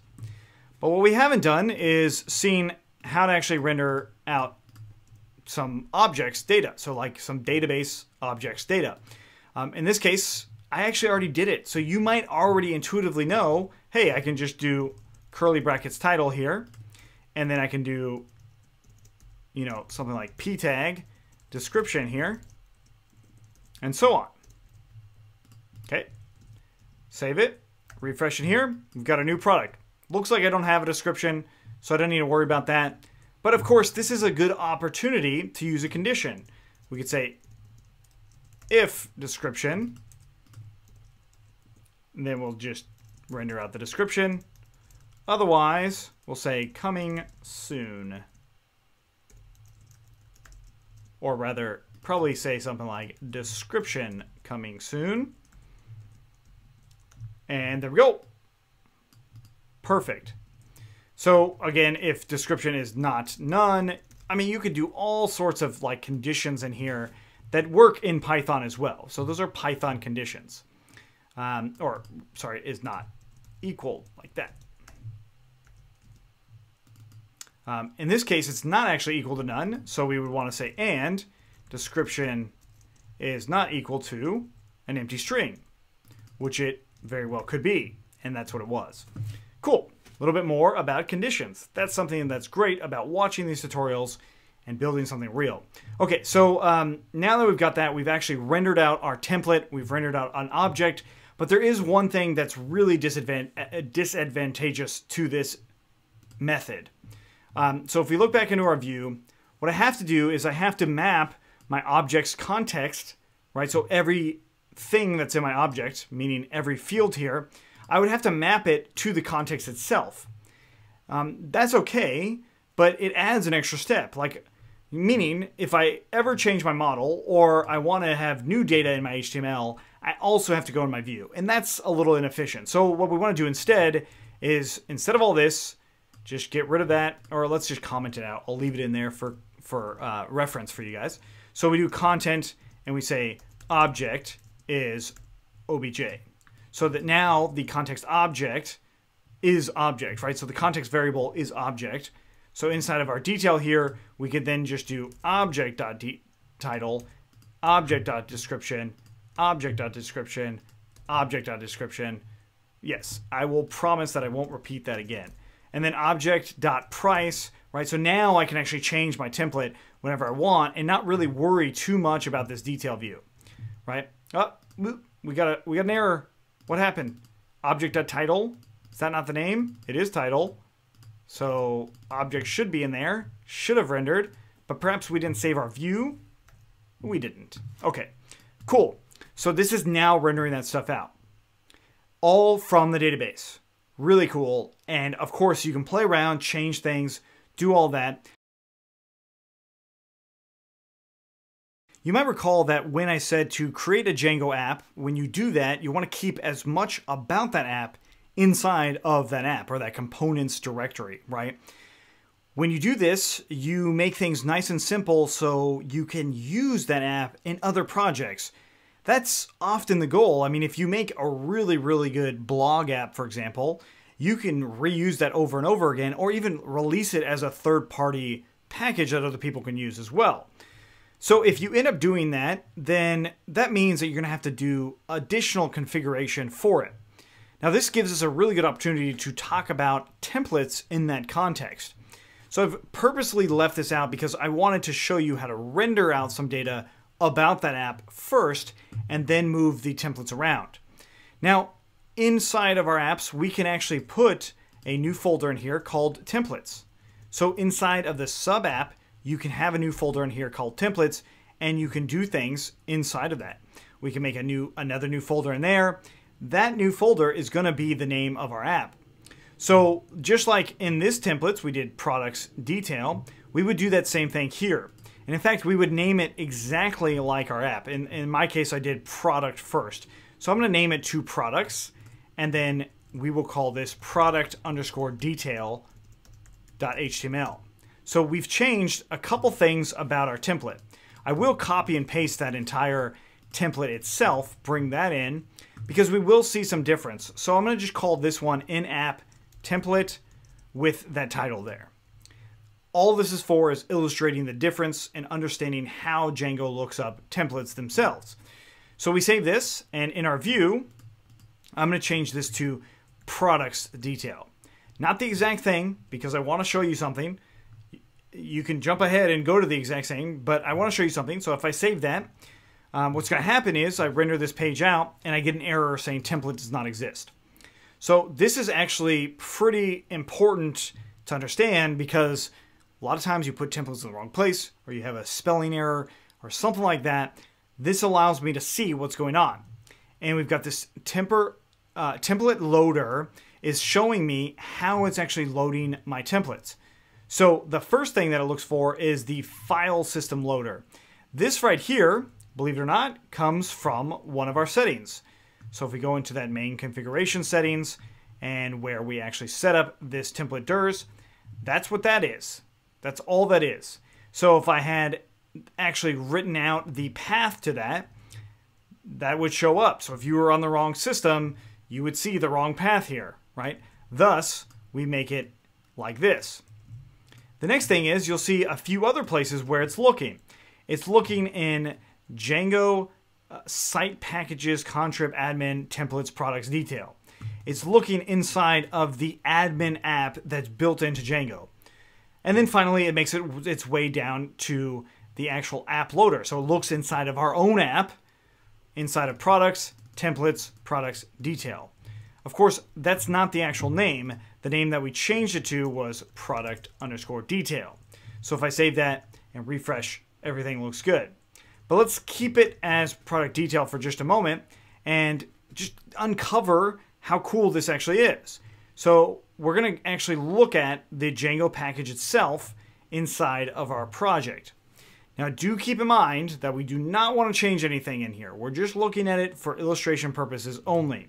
So we go into lib, Python 3.6, site packages, Django, just the single Django, not anything else.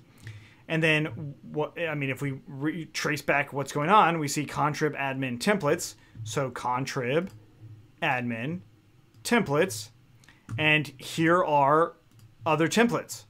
Actually, let's look at this admin app itself. this is actually not a whole lot different than what we have. There's certainly more things there than what we have because we're still doing a lot of basic stuff. But I mean, at some point you might not ever have an app with this much stuff. So that's not really the point. The point here is it's the exact same thing. It's the same Django app with the admin or the built-in app as it is with what we're doing. That's pretty cool. So you can actually see the templates, and you could edit them here, but you don't need to. In fact, what you would do is if you want to override any of your built-in templates or any of the app templates, if you want to override something like this, you would then just put them in your file system ones. You would put them in here with the exact same path. So let's go ahead and change the view back to being the actual proper one. So it's products, right? Product detail. That's the end all be all that we want. So we see that it says in-app template.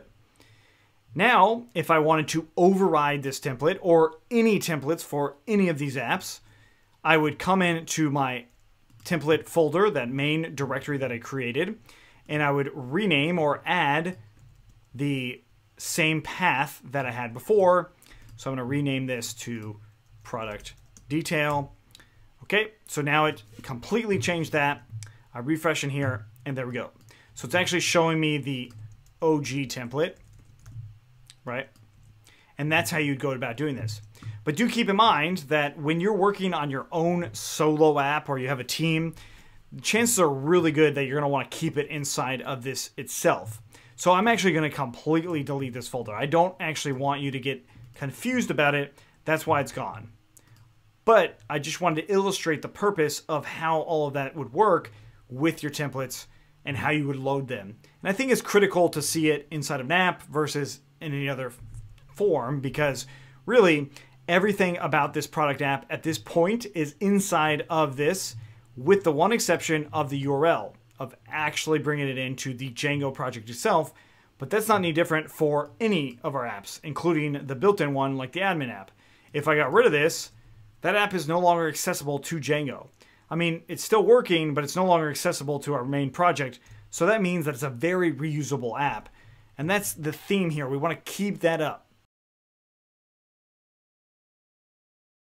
You see, we want to actually be able to allow our users to save data in the database, and they really wouldn't use the admin or the Python shell to do that. So this one, we're going to be breaking down the basics of using Django model forms. So what does that mean? Let's actually take a look.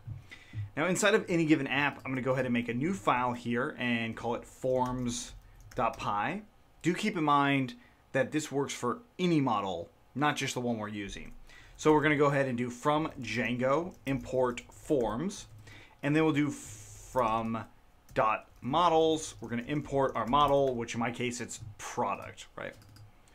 And then I'm going to make a new class in here, and I'm going to call this class product model form, or really I would call it product form or product create form. Those are a few different names that you might end up using. So we'll just leave it in as product form, and we'll call it forms.model form. And all we have to do here is do class meta model equaling to product, and then the fields, like the actual model fields that I want to have in here, like, you know, which ones of these do I want? Well, let's just do title and description and price. Okay, so title and then description and then price. Okay, so we now have our model form. All I have to do is render this out in a view. So let's go into a view and let's import this. So from .forms import product form, and I'm going to make a new view specifically for this, and I'll just copy this detail view real quick, and we'll call this product create view. I won't worry about the object itself, right? So the context that I want though is I'll just say form equals to product form, and then we'll just initialize it with request.post or none. Not to worry if you don't understand what's going on here. In a few videos, or the next few videos, we are going to go into a lot more depth here. So just bear with me. So if form.isValid, that's another thing that we will end up doing. I'll just do form.save. Okay. And I'll go ahead and add in this form here into my context. And I'm going to make a new one called productCreate.html. So that means I need to make that template itself. And by now you should absolutely know how to do all of this, right? And the simple way to do it is just copying, of course, our other template. And then in here, I need to create a form element or a form HTML element. And I'm also going to do input type equals to submit. And we'll say value equals to save. And we'll close that off. And then inside of that, we'll just do form.asP. So this is a built-in method that turns the form that we are passing as context into a actual HTML form rendered out with paragraph tags. We'll take a look at that code in just a moment. But now that we've got this CreateView, let's actually bring it into our URLs. So into URLs, we'll import this in. And I'll just go ahead and make a new path for it. I'll just call it create. And it's going to be the product create view. Okay, so again, let's make sure everything's saved all across the board, forms, templates, all that stuff. Let's go ahead and look into this create. And here we go. We've got our form rendered out here with the actual fields that we specified. So I'll just say new product. This is awesome. And some price, right? Doesn't really matter. I hit save. And I get some error here, right? So I've got this stuff up here. It's not really an error. It's just I didn't actually specify the method that I'm using on the form itself.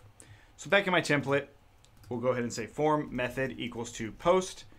And we're also going to add in this CSRF token. Okay, these things we will absolutely discuss when we break this down and go from bare minimum. I just wanted to show you how to do it first, hopefully to pique your interest to learn a lot more about this. That's the point. Okay, so I refresh in here. Let's get rid of all that stuff in the URL. And I'll just do new product again. And description doesn't matter. Price $12.99. Okay, so I've got this not null constraint failed. Right, so I have an error here. And that's because if we look at our model, let's take a look. We have this featured. And it's required and it's not blank.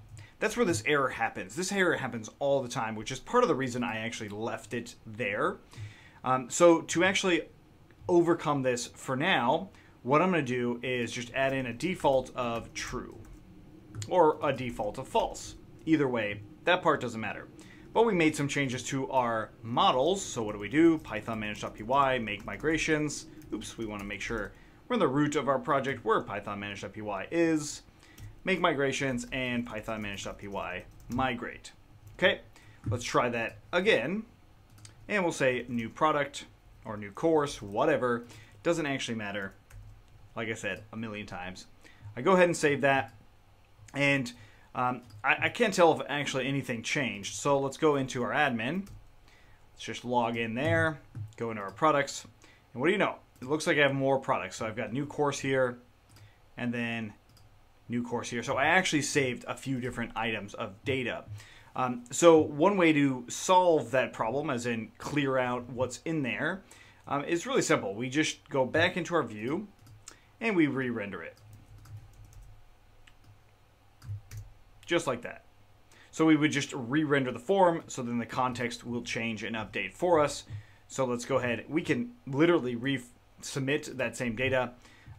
We get this error. That's a security problem, or not a security problem, but a security feature. So let's go ahead and just add in another one and some price. We hit save, clears out the form for us.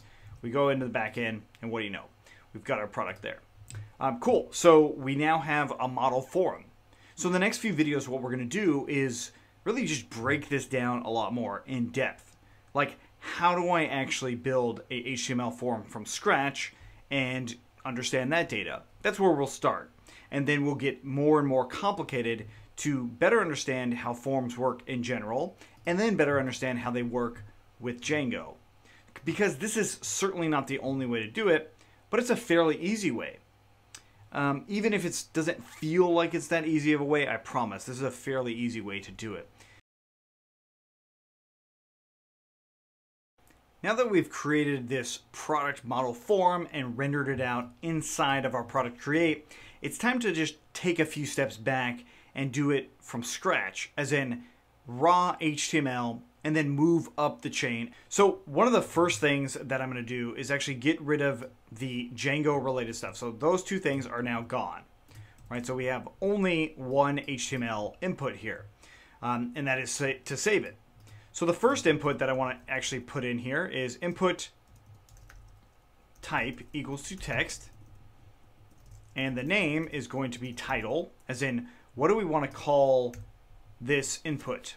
I'm giving it, the input itself is a name. So I can use title, I can say my title. Neither one of those actually makes a huge difference, which we'll see why in a moment. So we got input type, text, name, title, and we can also add in something called a placeholder where we can just say your title. This is just kind of giving them some information. We'll see what that is in just a minute. Okay, next thing is in the view itself, I'm going to go ahead and comment this one out and create a brand new one that only renders out empty context and no form related data. Okay, so we've really just backed up a lot and redid this view. Okay, so we look at this and we look at that view. Let's go ahead and take a look at it inside of Create. And we've got your title here with a save button. If I type out ABC and hit save, I get this CSRF verified failed. Okay, now why is that happening? Well, it actually has to do with our method here. So if I change that method to get, what happens? I refresh and say ABC, hit save. It seems like something happened, but what you might have noticed is the URL changed. You see, get methods are what is the default method for a form. So if I just typed out a form like this and rendered it and said something else, it will change the URL. This is actually very similar to like when you want to do a search on your website. But instead of doing a search and going into the nitty-gritty of that, what we are going to do is keep that method of post. Okay, so we save that and refresh, try ABC again, and we get this forbidden yet again. Now this has to do with security measures that Django has built in. Now a big part of the reason for this is something called action. So if we type out action and we set it to, let's say, a different URL, let's do like /search, and let's go ahead and bring that method of get back, and I type in, let's do a refresh in here, type in ABC, hit save. Whoa, what happens? It takes me to a different URL as well as a different, also including that data that I actually put in. So action then means that you can send it to a completely different URL. So what if I did the same thing with like Google? So www.google.com/search. I'm actually going to get rid of that trailing slash there. And I'm also going to change the name here to Q. And then we'll just say your search. We save that. And we refresh in here. We've got your search. And I'll do Django CFE. Hit save. Hey, what do you know? I actually performed a Google search right there. And what's pretty cool is Coding for Entrepreneurs came up a lot. That's awesome. I like seeing that. Okay, but what's more important here is understanding that, hey, I just created my own Google search form, which is really nice for one feature. But the other part is none of this in here is related to Django. So you actually learned a couple things. Number one, the action will send the form to whatever URL you put there.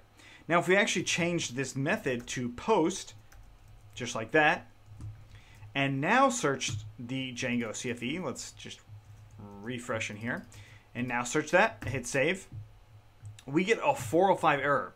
The request method post is inappropriate for this URL. Now, that hopefully makes sense. If it doesn't, I'll explain it in just a second. But it's pretty cool. We can actually change the action and we can change the method. Now by default, what happens is the action goes to the current URL.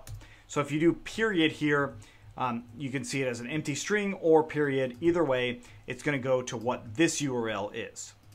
Pretty nice. And then it's going to use that post method. So again, we're going to change this back to being title and your title. And then we save that and do ABC. I hit save.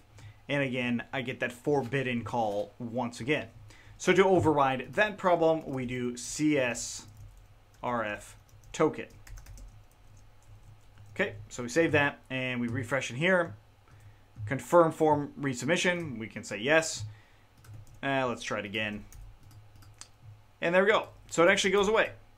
So the data seems to be going through. Now, what the heck is get and post? Now, get request is meaning that you go to any URL. So when I go to any URL on my page, like about, contact, whatever, you are getting information from that. When you want to save information in the back end, we use post. Kind of like mailing a letter to somebody, you post it, right? This is very similar, and we just use two different types of requests to do that. Now, what's happening is actually not a whole lot different. Like the backend can treat both kinds of data in the same way, which we can see in our actual view itself. So our view itself has those two methods built in. So if we do print request.get and print request.post, we can actually see what's going on with either one. So with get, if I just refresh the page here, I see that I've got this query dictionary that's empty. And what I can actually do is say, title equals to something, right? So now I have changed my get request because I changed my URL. I can now see in here that I've got some data coming through from there. So this is an actual dictionary that I could say get.get or, grabbing the actual item, key value pair there, and that will print out whatever title I put in here. So if I said, yeah, this is a title, it's going to actually print that out for me in the back end. Pretty cool. So yes, you can absolutely save this data. I don't recommend doing that. Using get is an unsafe method for saving data. That is why there's this security feature for post. And that's not unique to Django. It's certainly not unique to any web application. It's a general rule of thumb to when you have post, you want to add in some security. Now the reason why is that if I was going to have this title in my URL, then a hacker or somebody else can just use a link that changes it to being something like this. And that would quite literally change the title for me. It starts to bring up all sorts of security questions that you may have. So instead of doing that, we use request post, right? So I'm going to get rid of this part of the get call. And then inside of my form, I still have it at post. So I can get rid of all that and do ABC, hit save. And now what I see is all of that data coming through. Pretty cool. So that means the very last part of this is I can actually come in here and say title equals to request.post.get title. And I'm using .get for the dictionary itself to grab what's in there. And that's going to be the title I would use. And then I'm actually not going to save it because I don't want to put all of the information in. But if I did product.objects.create title equals to my new title, right? So my new title. And then I had every other field in there. I could then go about actually saving that requested post data, which is denoted by just printing out that data itself, right? And getting rid of these request methods here. Okay, so I hit save, ABC, hit save, and there we go. We've got our title being printed out. Let's go ahead and save it again and try it one more time. Not refresh. ABC, we hit submit, and all I see is ABC. At the very first, I see none. Now, why is it that I see none at the very first? It's because we don't have any post data by default. So there's a lot of things that I still need to dive into when it comes to this, but what I just showed you is how you would write a raw HTML form in Django, and then just generally how you would create the data from that. There's one thing that you could do is say is if request.method equals to post, then you can run through and do all of that stuff. And that's okay. So that's asking for the method, whatever that method is, will give you, get, post, or a few of the other HTML methods, and then you could go ahead and save it. And then that way, when you refresh on that page, it won't say none first, like it did, right? Instead, it will just only render out ABC. It says none there because I copied and pasted it, but let's just hit enter a lot and just illustrate the point. I refresh that page, I got my GET request there, I do ABC, hit save, I got my post request and the actual post data. Cool. So if this is unclear at all, you might want to look into more about HTML forms themselves. Please let me know in the comments. But this is really a bad method of saving data. It's really, really poor because we're not validating if this is good data at all. We're not cleaning this data. So we want to make sure that we do that. And that's another topic that we need to discuss, and we'll do that in the next one. So I'm actually going to, again, comment all of this out, copy it, and paste it over. Probably should have copied it first, but, whatever. Okay, so again, I'm going to go ahead and delete all this because we're basically starting from zero, or as if we were starting from zero. Okay, so I've got my view here, and then I want to open up forms again. Just go ahead and ignore this for now, but it is not a bad reference. So I'll just go ahead and say class raw product form, and it takes in forms.form. So it's not model form, just standard Django form. So with the standard Django form, we have to declare our inputs. So in my case, I've just been using model, but I can go further than that. And we use forms.charField, and we can say description, and we'll also do forms.charField as well. And then we will say price and forms.decimal field. So these should look very similar to our models, and that's because they are.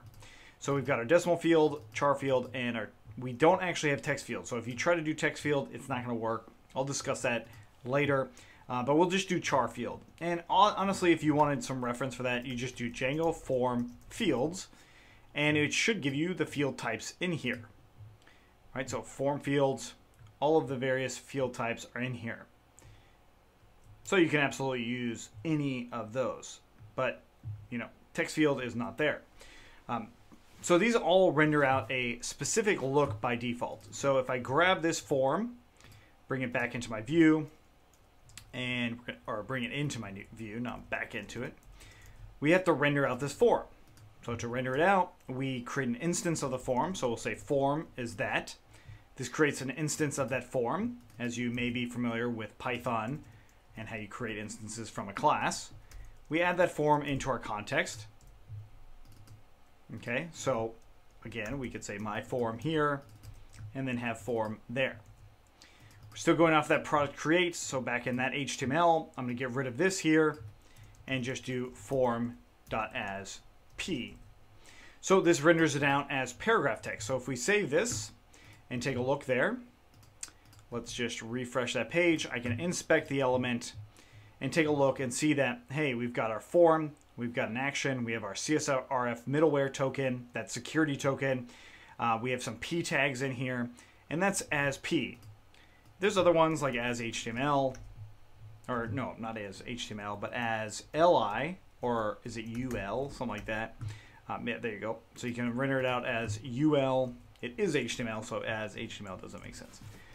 But as P is a way to render it out, and now we have a form with some data. So I can add in whatever I like, right, and hit save. Now, naturally, what just happened was we submitted the data to our form here, or at least it seemed like we did, but we didn't. We didn't do anything, right? So this form itself is just rendering out. It's not actually getting any of that data. And that's why we use request.post here. So if I save that just as is and refresh in here, let's just refresh in this page, and I see that now it's giving me these validation errors. These are called validation errors. This is awesome. This is built into Django. Right away, it's already validating stuff for me, unlike the HTML. The HTML absolutely was not. But it's asking, like, why are validation errors even happening at this point, right? So we see that this field is required, but how does Django already know that? Well, it has to do with what I initialize it with. So I have it in as request post. So let's make this work using kind of the long way at first. And we'll say if request.method equals to post, right? So again, that's built into the request object itself that's being passed. So if the method is equal to post, then that's going to be my form. I'll actually use that data in my form. In other words, I'll pass in that request post data as I initialize my form. So I also have to initialize the form by default. So I need a get method for it, and that's where this comes in, right? So I render it for the get method so I can see what it looks like. And then with the post method, which is a different type of request, which means that I still have to render it for that different type of request. So we've got, this is roughly request.get, right?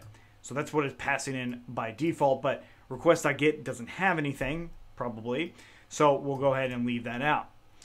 And now this will actually handle my form data. So if I save this and I refresh in here and hit save, it's now saying, please fill out this form.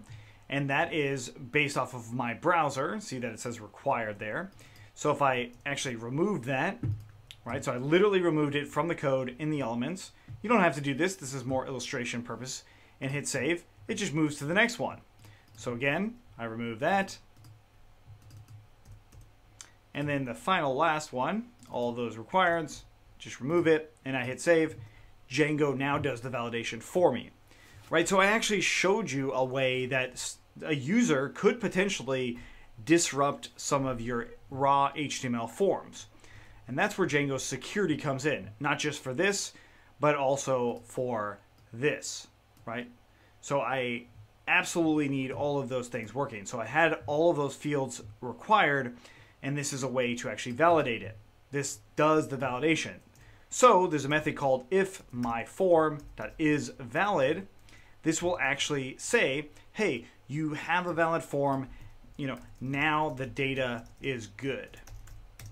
And I'll explain the data part in just a second, but now that the data is good, we'll go ahead and print out myForm.cleanedData. So this would be the data that actually comes through from the form after it's been validated. Okay, and then we could also say print else myForm.errors. Okay, so we've got those two different methods. So if it's valid, then it's going to do that. If it's not valid, then it's going to print out what those errors are. Oftentimes you won't necessarily need this because the form itself, as we've already seen, renders out the problems that might be related to that form, and that's because of this right here too. So a lot of built-in features going on here that we're just not quite breaking down just yet. So let's go ahead and take a look at this. Let's actually put in some valid data. So we come back in this create method. I'll say ABC, whatever, and whatever. I hit save, and nothing, that form doesn't re-render, which will solve that problem in a minute. But if we look in our terminal, we see, hey, here's our clean data. It actually gives us that data. And that error list did show up as well because we resubmitted the form and there were some errors. Okay, so what is another thing that we could do that would potentially cause some problems? What if I change this price field? What if I go to inspect element, change the type in the actual HTML to text? Right, so now I can actually type out text. I hit save. Hey, it's got to be a number. So that's other built-in validation that our forms actually have, right? So from this data, let's actually save an object. Let's actually do something that you would end up doing, right? We've got our product.objects.create, and we have some of that data that's coming through, right? We have a dictionary of this data. And it's doing title, description, and price, right? I named those fields on our form that way on purpose. It was to match our model. And that's what you should do as well. Because again, we're working towards this model form and we're doing the long way. We're understanding more as to what's going on. Okay, so now that I've got that, I've got this create here. Well, what if I actually just passed in this data? So let's go ahead and pass in the clean data here, just like that. So I'm going to create it from that clean data. So let's go back in here and I'll say new title, some description, you know, some price. I hit save and I get an error here, right? So what we can do is actually use the 2 stars here, and that will turn this into arguments that we're going to pass. So let's try it again. I hit save, no errors. Let's look at my back end, and I've got a bunch of new products with that exact same name. Cool. So I actually was able to save some data from my raw Django form that does some validation for me. Now there are parameters and things that we can set in here. There's definitely a lot more that we can do with these fields, including rendering out how this description works. So we're going to dive a little bit more into that in the next one.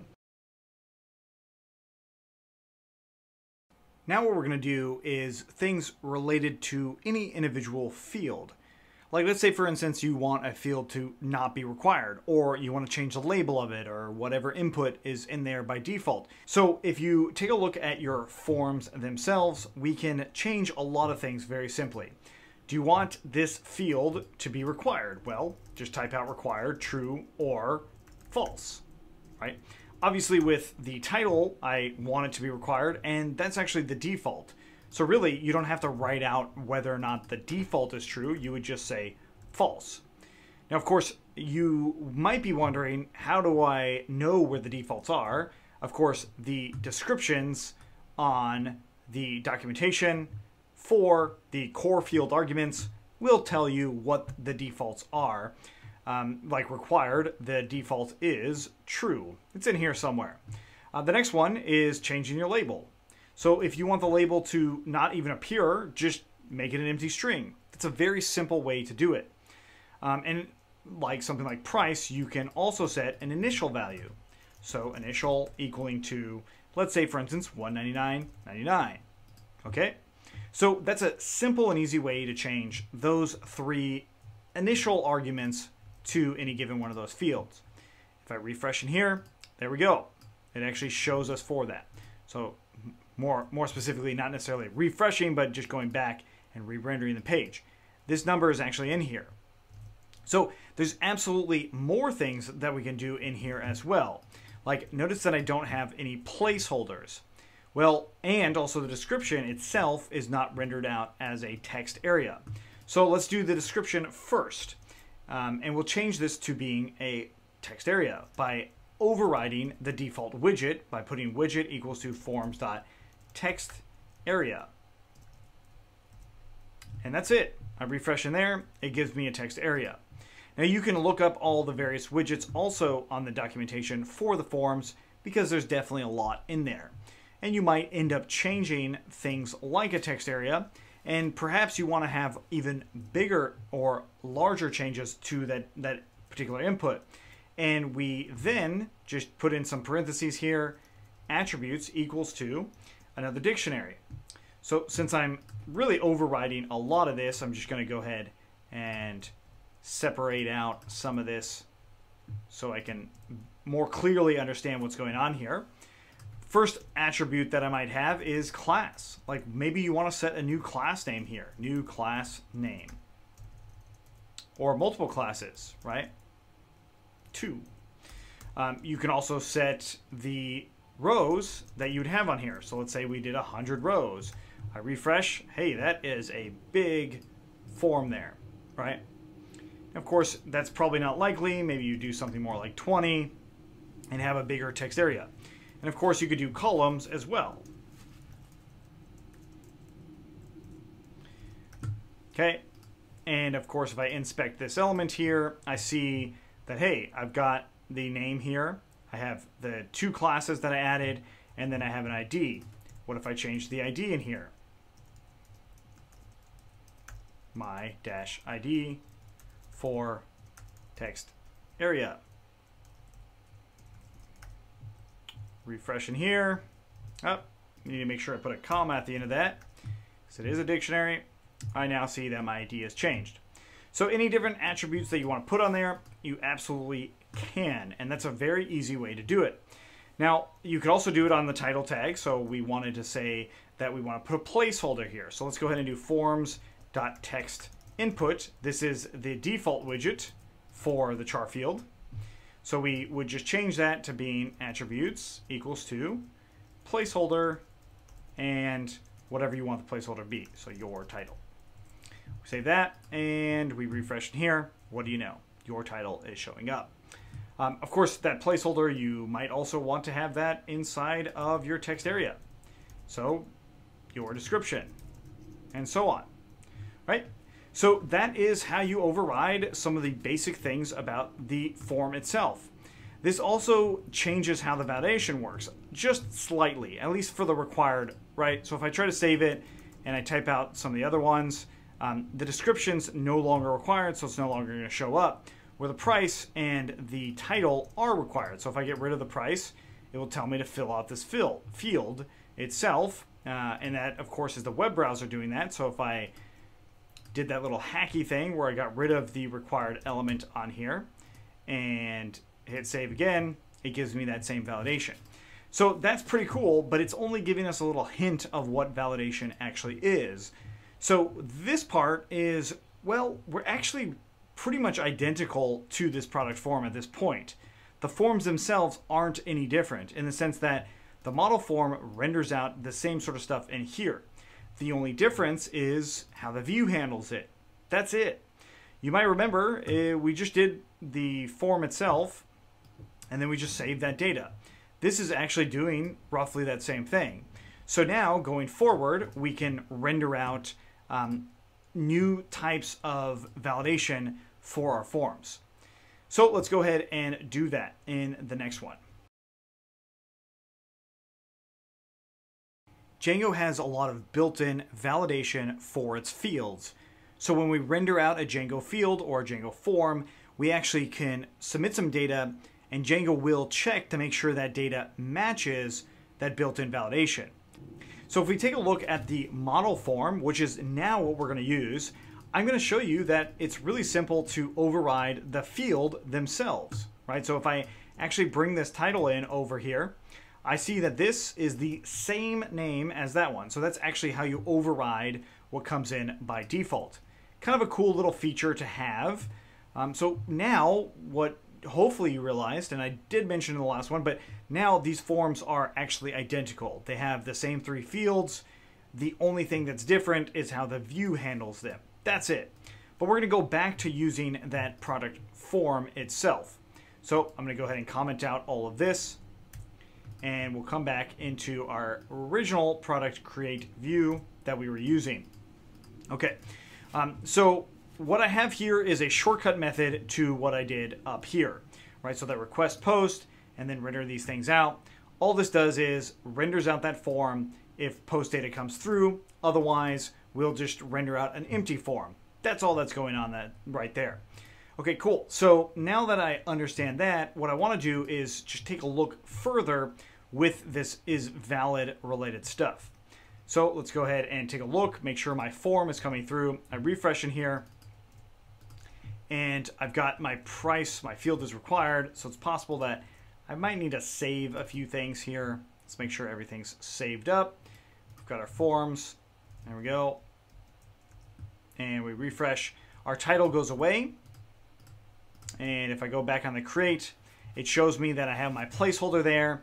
So yes, I could absolutely just copy all of these things in here as well. And once I do that, I have a more robust form in the sense of how I want it to look and almost how I want it to work. So when you do this, you realize that you did change quite a bit. And yeah, there's absolutely shortcuts to doing this. There's third-party packages that do a lot of this stuff for us, which we're not going to talk about yet because it's getting a little bit too advanced. But instead what I'm going to talk about is like, what if I want my title to be, to contain a certain word? Let's say I wanted my title to contain CFE, right? So that word itself, or those initials itself. What I need to do here is come in and say define clean underscore, then my field name. So whatever field that I'm going to be grabbing the validation for, this is what I want to do. Clean title, right? So I want to make sure my title has a specific item in there. So we just say self, and we can do args and keyword args. Those are probably not necessary, but oftentimes if you're not sure when you override something, just make sure you put args and keyword args. So to get the actual title itself, we do self.cleanedData.get title. Okay, so this is going to get the default title. This is going to get the post Django form cleaning. So Django will clean the form itself initially, and then it's going to trigger this title. In other words, this is not overriding required, for example. That required will absolutely still be in there. And to validate this, we just are going to go ahead and say if title, or rather if CFE in title, then we'll return, well, do we want to do it this way? Right, so let's just do the logic first. So if CFE is in the title, then we'll return that title, so whatever that default is. Otherwise, we'll do raise forms.validation error. This is not a valid title. Okay, so we save that, and let's take a look. Refresh in here, I'll say ABC, hit submit. Hey, this is not a valid title. There is our validation. It's really, really simple. I mean, it's not that advanced or that complex. Now, of course, I actually wouldn't write it in this format. What I would do instead is say if not in that title, then raise the validation, and the default returning that title.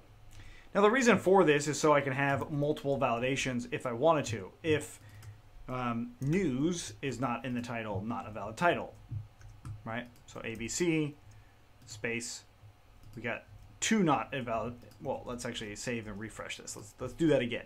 So I say ABC, I hit save. I've got this is not a valid title. Okay, so right off the bat, it will raise that one. Now, assuming that I put CFE in here, like that, and hit save, again, it's going to say not a valid title. So it would have to validate all of these conditions that you might have. And of course, these aren't realistic ones for a title. This would probably be more realistic for like an email. So let's say, for instance, if I did clean email, and we did email, I'll throw in this email in just a second, the actual field itself. So let's just go ahead and say if not, or rather if email ends with .edu, or if not ends with edu, then we'll do raise forms.validation error. This is not a valid email. Then we can return that email. And since I'm doing this, this is a new little feature that you might end up using, is you could say email equals to forms.email field. Notice it's on the model form. It's certainly not on the model. So I can refresh in here. I got my email field in there. I say abc@gmail.com. I hit save. Not a valid email. So it's pretty cool. Validation is fairly simple, and then you can run, any sorts of validation things on here. Now, I will say that doing validation is not only on a form, but since we've been working in these forms, it's a really good way to introduce validation as a concept. You can absolutely do validation on the fields for a model as well, but the idea for validation works whether it's a model form or just a standard Django form. And what you should see, or hopefully this pattern that you're noticing, is that if I commented this out and changed this to a form, the form itself will render the exact same. All of the validation will render the same, all of that. But of course, the one caveat is how the actual form would work in the view. It is slightly different. So to set initial data on a form, all we have to do here is create a dictionary. So like initial data, set that equal to something. So what are we setting it equal to? It's going to be the names of the fields inside of the form. So looking at the form, we have our raw product form here. We would do title, description, price, any of those things. We would set the initial data here. So it of course is outside of the form itself because it might change based on your view. So this is my awesome title, something like that. And then we just pass it in to our form. So we just say initial equals to that data. And again, we can use any of the fields that are in there. So if I refresh in there, what do you see? We've got that initial title in there. It's not a placeholder. It's literally the same text, or it's the actual text that's in there. Now, I don't know how often you're going to do this in a raw Django form. More likely what you'll do is do it in a product form or a model form itself. So if I changed it to a model form, the data is not any different. It still looks exactly the same, and that's because model form is not a whole lot different than a Django form. So if I actually added one more attribute to this, and that is actually changing an object that's in the database. So to change an object, we want to grab that object first. So product.objects.get, we'll say, right now we'll say ID equals to 1. So we still have to look up dynamic ways of getting these objects. We haven't talked about that yet, but to actually change one with this form, all we need to do is pass it in as instance equal to whatever that lookup is. So in this case, it's just obj. So now what I can do is take a look at that object. So I still have that initial data there. Let's look at the price though. If I refresh in here, I see that the price actually changed, although the initial title didn't. Usually when you're editing something in the back end, you're probably not going to have that initial data come through. Instead, what you'll have is the actual title itself. And of course, the final step to make sure that you can edit it is first off doing is valid, form is valid, and then you can just do form.save. Okay, so we refresh here and I'll just say product instead of product title, and I'll change the price to some ridiculous price. I hit save, seems to be working. We'll just double check in the admin to make sure that it is. We look in our products, the very first one, because we were going off of that very first one, we see product and we see that new price. It works. That's how you set initial data as well as editing model form data.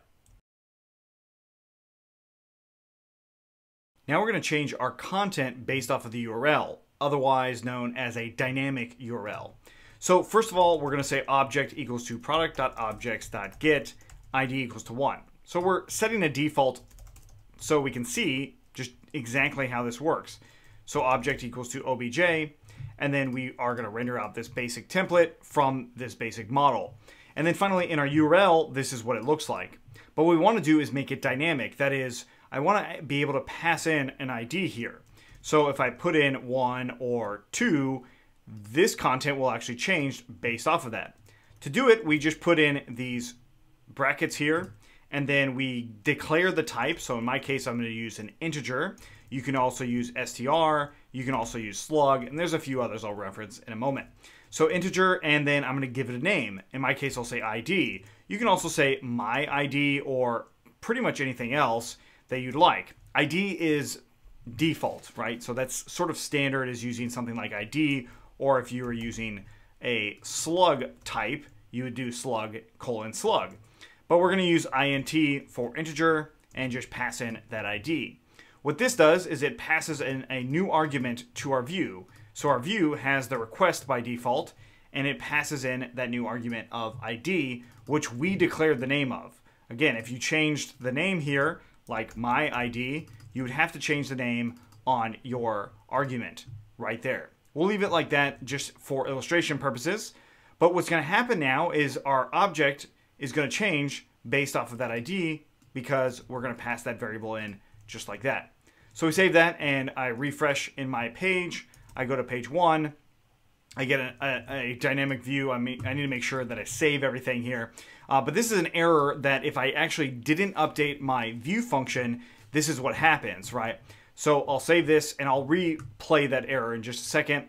But if I refresh in here, I now see that, what do you know? It's now a dynamic URL and it's actually doing the lookup based off of what's in the database. So if we go into our products and click on any of them, we see that it's also doing that same sort of lookup.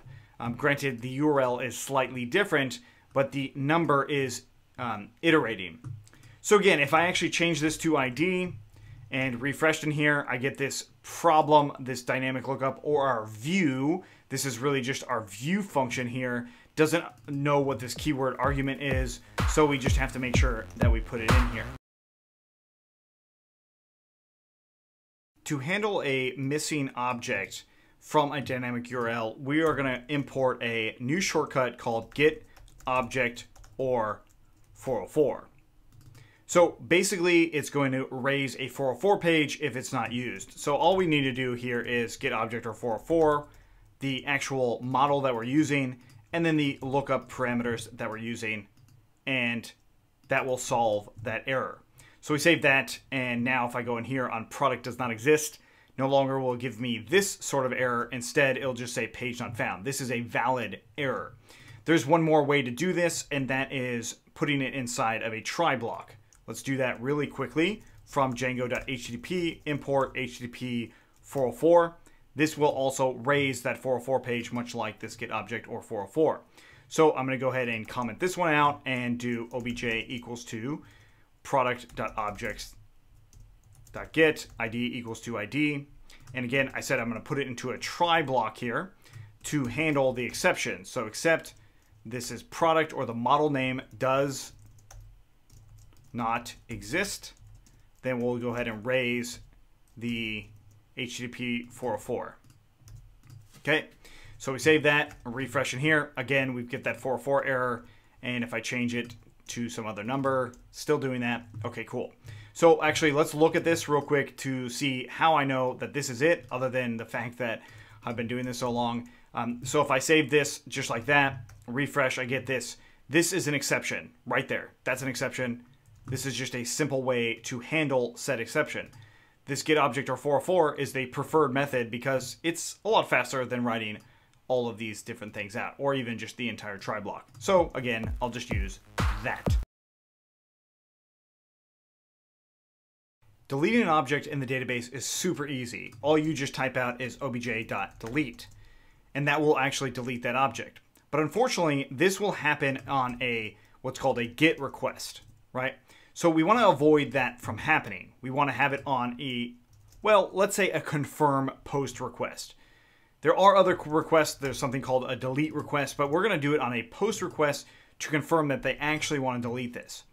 Okay, so what that means is we are going to render out a form in here that will just do a post request for us. There's really no data in here, but all we need to know is if they actually submit this form, that means that they want to delete it. Otherwise, they can go back a URL. And of course, I'm using this URL pattern here. Not a whole lot different than what we've seen before. Okay, so to do this then, we just are going to go ahead and say if request.method equals to post, then we'll just go ahead and delete that object. So again, this is a confirming delete. That's it. It's not actually the method to delete. It's just confirming that they want to. So if I go now on that URL for any given object, I hit say yes. And then if I actually refresh in here, I see that it actually goes away. So the final thing on here would be to sort of redirect them somewhere else. And we could just do that with redirect, shortcut, and just do return redirect. And we'll just go back a few pages. Okay, or relatively, we'll just say yes. And that will bring us back to that. So we can do something like that. And that should bring us back a couple more times. And yes, this is actually deleting these things in the database. So we delete it, we say yes, it brings me back to the products where I might list them out. But this is in the database, we now see that those are all gone. To list out objects, we first have to get a query set, and that is typically named as query sets. QuerySet.objects.all. That is a query set. This is going to give us back a list of objects. And a typical context variable name for a query set is object list, just like that. So that means in our variable, I can actually render out that object list. And you should know now for obj or for instance in object list, That is my for loop inside of an object list. So I can use the instance variable inside of that for loop to get, my product title. Something like this. So instance.id, and we'll just put it into a p tag. There we go. Okay, so we save that, save the view, save our URLs, and take a look. So if we go back into products, now I see all of my data coming through. The query set renders as well, which obviously I don't want to have happen, but now I actually have a list of items that I can see in this template. I'm going to get rid of that object list, but something you should notice is this right here could be reused with any model, and that's the purpose, right? We want to make sure that we can make these things reusable, and that's why we use standard names like query set and object list. To create a link to the detail of any given product, you might do something like this. And of course, it would actually work. It would take you to the relevant URL and path with those dynamic URLs just fine. But the problem with this is that if you ever changed any of these URLs, let's say for instance you changed them all to P, then you'd have to go back and make sure that all of these things are changed, and it's just a lot more cumbersome.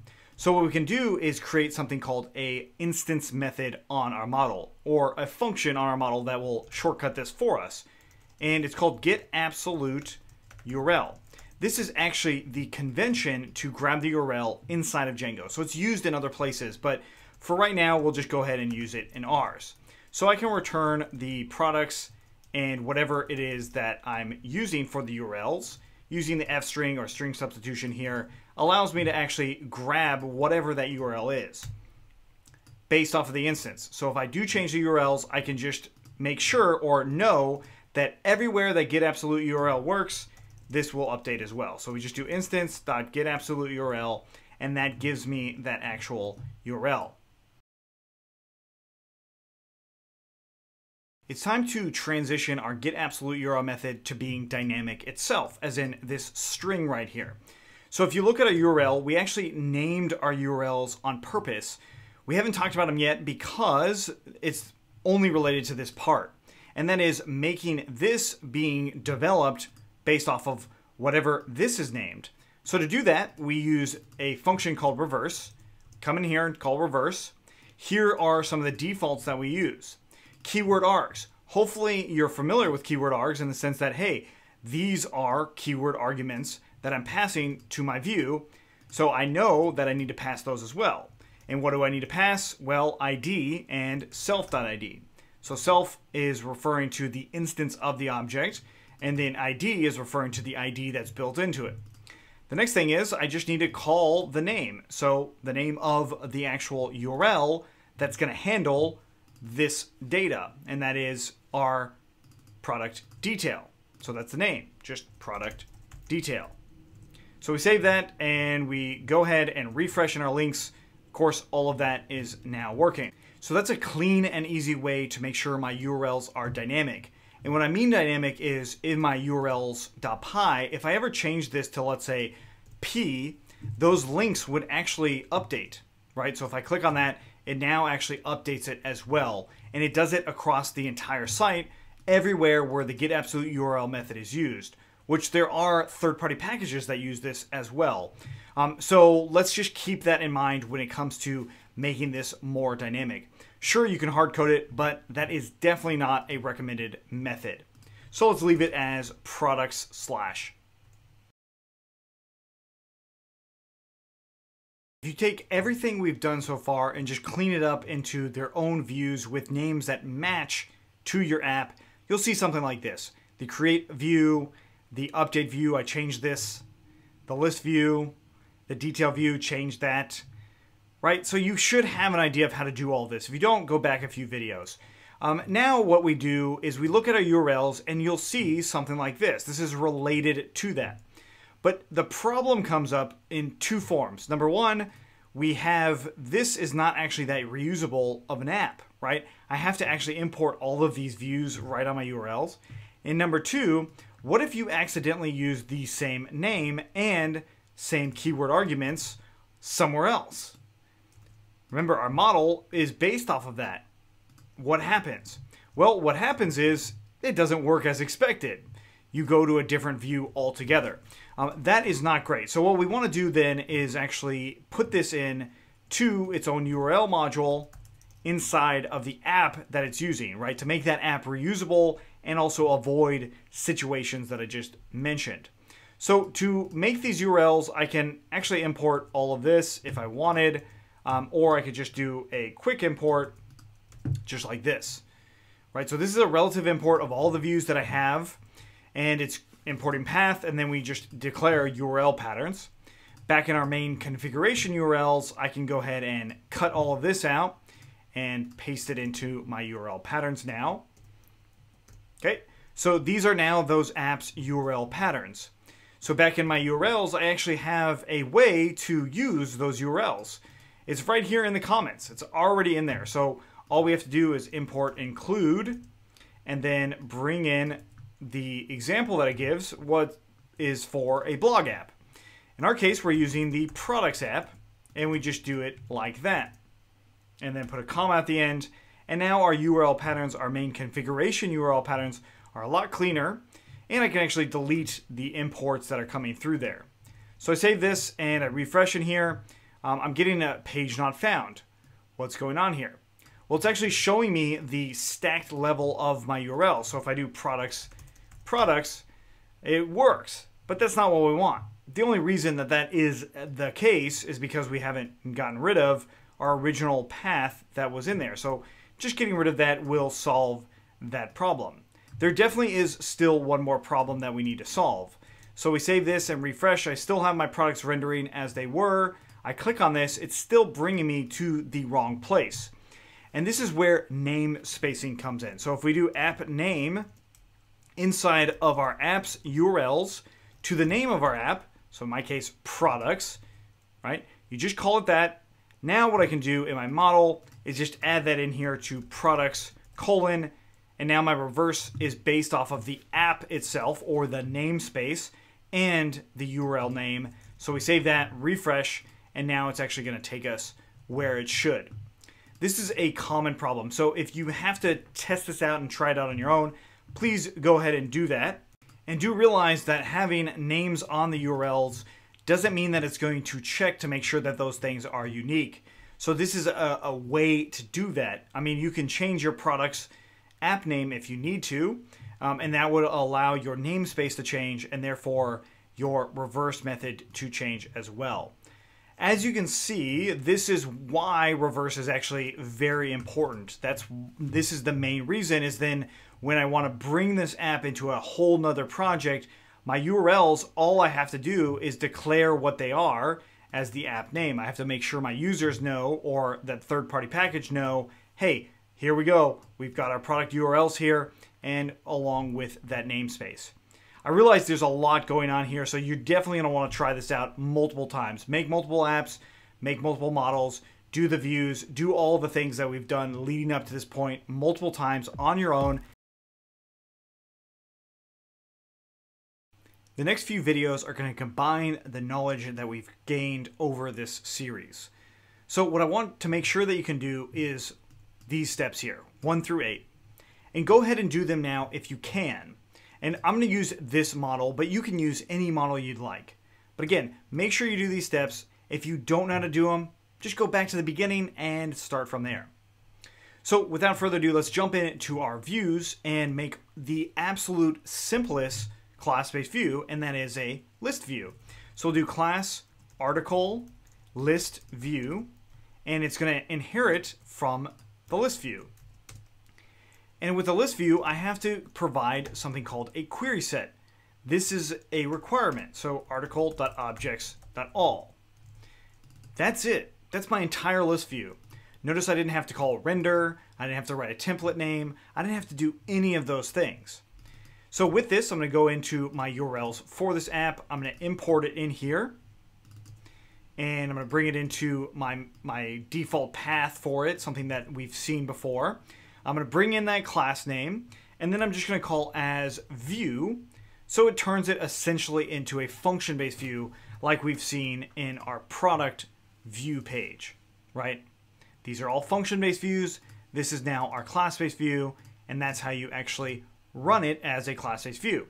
So with this now, I'm going to go into my URLs and bring in my newly created blog URLs. Okay, so I've got that URLs module inside of that app.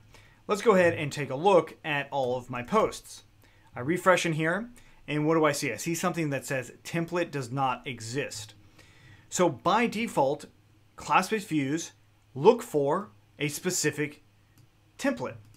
And the way it looks for them is the app name, the model name, and then the view name, or the generic view name. So in my case, it is a list view, so it's going to look for blog/model name _ list.html. This is not any different going forward, right? So let's actually put this in here as just sort of reference for us in the future.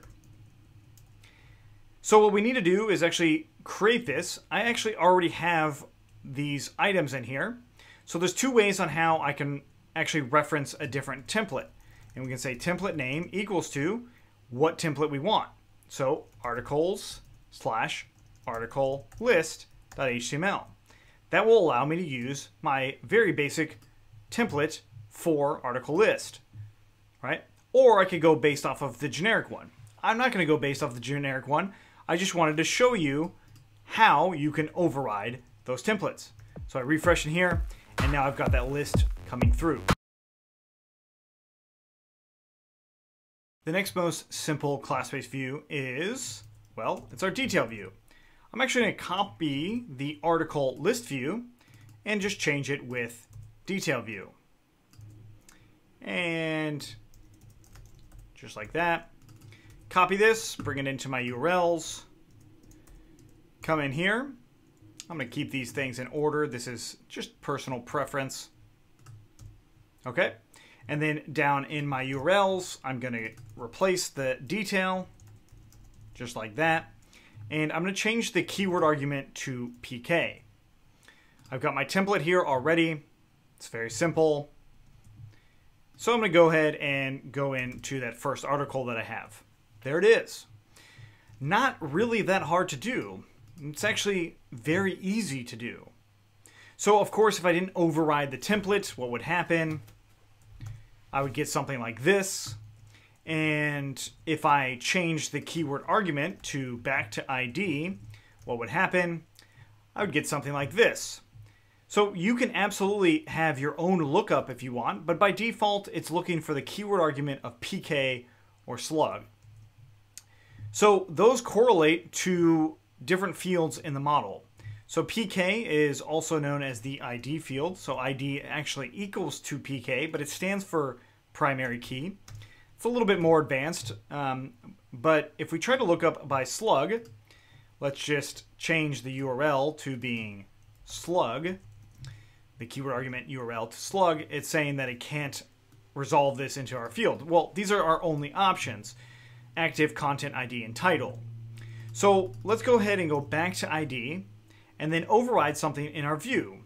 This is the def get object method. This is built in to class-based views, especially with detail views. List views, it doesn't make sense, right? Because a detail view wants one thing, where a list view wants a list, a query set. So let's go ahead and get this by using a method we have seen before. So get object or 404. So all we're going to do here is return get object or 404, the actual model name itself, and then we want the ID. Well, how do I actually get the ID from the URL? Like, how do I get this keyword argument from the URL? It is quite a bit different than the view for it, right? The view for that detail view, it's passed into that general function. But on our class-based views, it doesn't work that way. So instead, how it works is we can use self.keywordargs.get ID. So this is the actual keyword arguments that are being passed through that URL. You can see what they are by printing them out, but this is how we would actually override what that keyword argument is to our URL. And then we can look at our view, and what do you know? It comes back and it works just fine. So it's very similar to what we've seen before, but it's just slightly different. Now I understand that this probably feels a little bit more confusing than this. But the main thing here to understand is class-based views inherit from a lot of different pieces, and to override its primary function is just getObject. DetailView, the primary function of a DetailView, is to render a template from a specific object. Now if I got rid of this query set here and refreshed, it would still work. I actually don't need that query set. What the query set does is it limits the choices available for that detail view. In other words, let's take a look at that. If I change this to being like filter ID is greater than 1, don't worry if you don't understand what that is, but if the ID is greater than 1, and I change my URL back to that primary key, again, that's the default. We're overriding that default query set. Now if I refresh in here, it gives me a page not found. And that's because the default query object is not inside of this query set. It does not exist in there. So that's something that's really cool too, and probably hopefully this makes you want to learn more about query sets. But either way, I'm going to go ahead and leave that commented out, leave that object in, and leave the URL back as an ID, because this is almost identical to what we've already done with our other views. To have a create or update view, we want to make sure we have a model form. So this model form, I'm going to go ahead and import into my views. So from.forms, import model form, and then I'm going to go ahead and create my view. So I'm actually going to, well, I mean, can I copy this? Can it be the same? Well, it can be definitely very similar. So we'll call it article CreateView, and there we go. And I'm going to call this create, right? So I need to make that template, article create.html, and much like product create, it can just render out a form. Very simple. So we got our view here. Let's go ahead and bring this in to my URLs. And again, create as view, open up that path, and let's go into blog create. Okay, so we're missing something here. It's saying using model form Mixin without the fields is prohibited. Well, if we look at our view, we see that we actually didn't bring in our model form. So what if I just did form class equals to article model form? Save that, refresh. There's our form. If I ran through this, it would actually save that data. It would work by default. And it's going off of all of the validations, if any, inside of my model form. Again, those validations, the ones that we did in product model form. So if I wanted to validate the title, I would say clean title, those sorts of validations. And also the built-in ones as well. So this view does that for us. Notice that we still have that same query set, and we also have a method called formValid. It takes in self and form. So what we would say here is this is actually the formValid data. So I can actually do print form.cleaned data, and then I'll just return the super class, the built-in, the default of formValid of that form. But this will allow me to see what data is actually coming through here. So if I refresh, new title, this is my second post. I hit save. I do get this error. This is critical. We will adjust this. But if I look at my terminal, before that error, I can scroll up and I see that clean data. Okay, so what is this error? Get absolute URL. That is a method that should be done by default inside of your model. So if we look back in our list, those items are still there. Like it actually did create that item, except it didn't go anywhere. So if we create this get absolute URL method, get absolute URL, and well, I want it to be based off of reverse, like this one. So if I copied my other one, I would just do something along these lines here. I know I'm shortcutting things, but you should know how to do this already. Okay, and then the app name is articles for our reverse, and it's going to be article detail. Okay, so the reverse function is to go to that detail view. So now let's go ahead and create another post and say new one. This is a new post. We hit save. Now it actually takes me to that URL.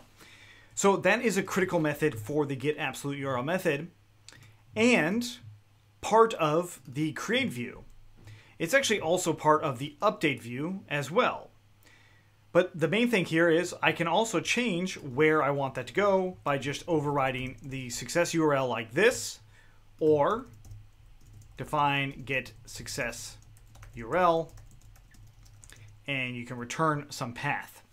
That is another way to override that. But the default method works really well for us because chances are good after you create an article, you're probably going to want to look at it. So the actual next part of this is pretty simple. We can copy this create method. I'm going to put it underneath my detail view and change it to my update view. So article update view. And much like our detail view, I'm going to be updating a specific article. So I can just use that get object method again and, well, pretty much get rid of everything else. I don't actually have to change the template. I can bring this now into my URLs and grab this change like that. So if I wanted to go update it, I would just type out update. Oops, not updated, but update. And we might need to make sure that we save everything. Okay, go to update, and this is my third post. I hit save. It brings me back to that method. So the create and update are almost identical. The only difference is it actually grabs an object or an instance of the thing it's trying to change. Still using the same form, still using the same query set. When we want to remove an object, we just use the delete view. And it's very similar to the detail view. So article delete view and delete view. And then we're going to use a different template called delete.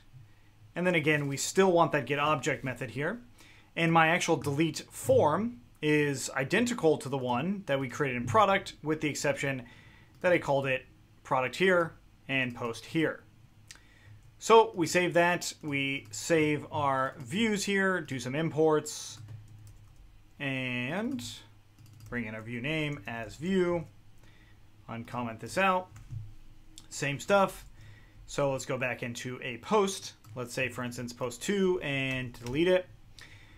Do you want to delete this? We say yes. Again, we don't have a success URL here, and in this case it wouldn't use the get absolute URL method, because, well, that object no longer exists. As soon as I say yes, it deletes it from the database. So this is not even seen because that object is gone. So what we need to do is set one. And instead of setting the actual string, so like success URL to something like blog, what I'm going to do instead is I'm going to bring in my reverse call. So from Django.URLs, import reverse. Actually, let's put that right under here. And then I'll just go ahead and say define get success URL, takes in self, and it's going to return reverse blog list view, or whatever we have here, which is actually article list. Good thing I looked. So we change it to article list, and this is also articles. Okay, right there. Cool. So now this is our new delete view. I can leave that query set, but again, it doesn't matter, just like the detail view, because of my get object call there. And I save that, and now I go to delete. Do I want to delete it? We say yes. It deletes it. It brings me back to all of my posts. Very simple, and something to note is that error, the delete error, if I don't have that get absolute URL method, or rather get success URL method, and I try to delete something and say yes, that error actually prevents that deletion, unlike the creation. Just something interesting to note. But that's class-based views. That's the gist of it. Here is a fairly standard function-based view, and all it really does is render out a template that we already have. And granted, I made a new app for this, I made some URLs, and I added it into my settings as well as my URLs, so make sure you know how to do that. But I have this function-based view, and if I look at it, this is all it is. It just renders out a template, not a huge thing going on here. Now to convert this into a class-based view, we're going to inherit from a class called view. So this is the base view class. So base view class equals to view. And all I'm going to do is say class and whatever view I want to call this. In this case, I'm going to call it course view. And again, we're going to pass in that view there. So to have the exact same function work, I can bring it right over. So that function-based view, I'm now turning it over here. But if you remember, our actual name for our function-based views don't really matter. But inside of a class-based view, they do matter. And they're correlated to the HTTP method that it's trying to handle. In other words, get is the default, so get will run here. But like if you were submitting a form, like FORM, you would often use the post method. And that's actually how you'd handle a form. We'll get to that later, but for now, we've got our course view. We'll import this into our URLs.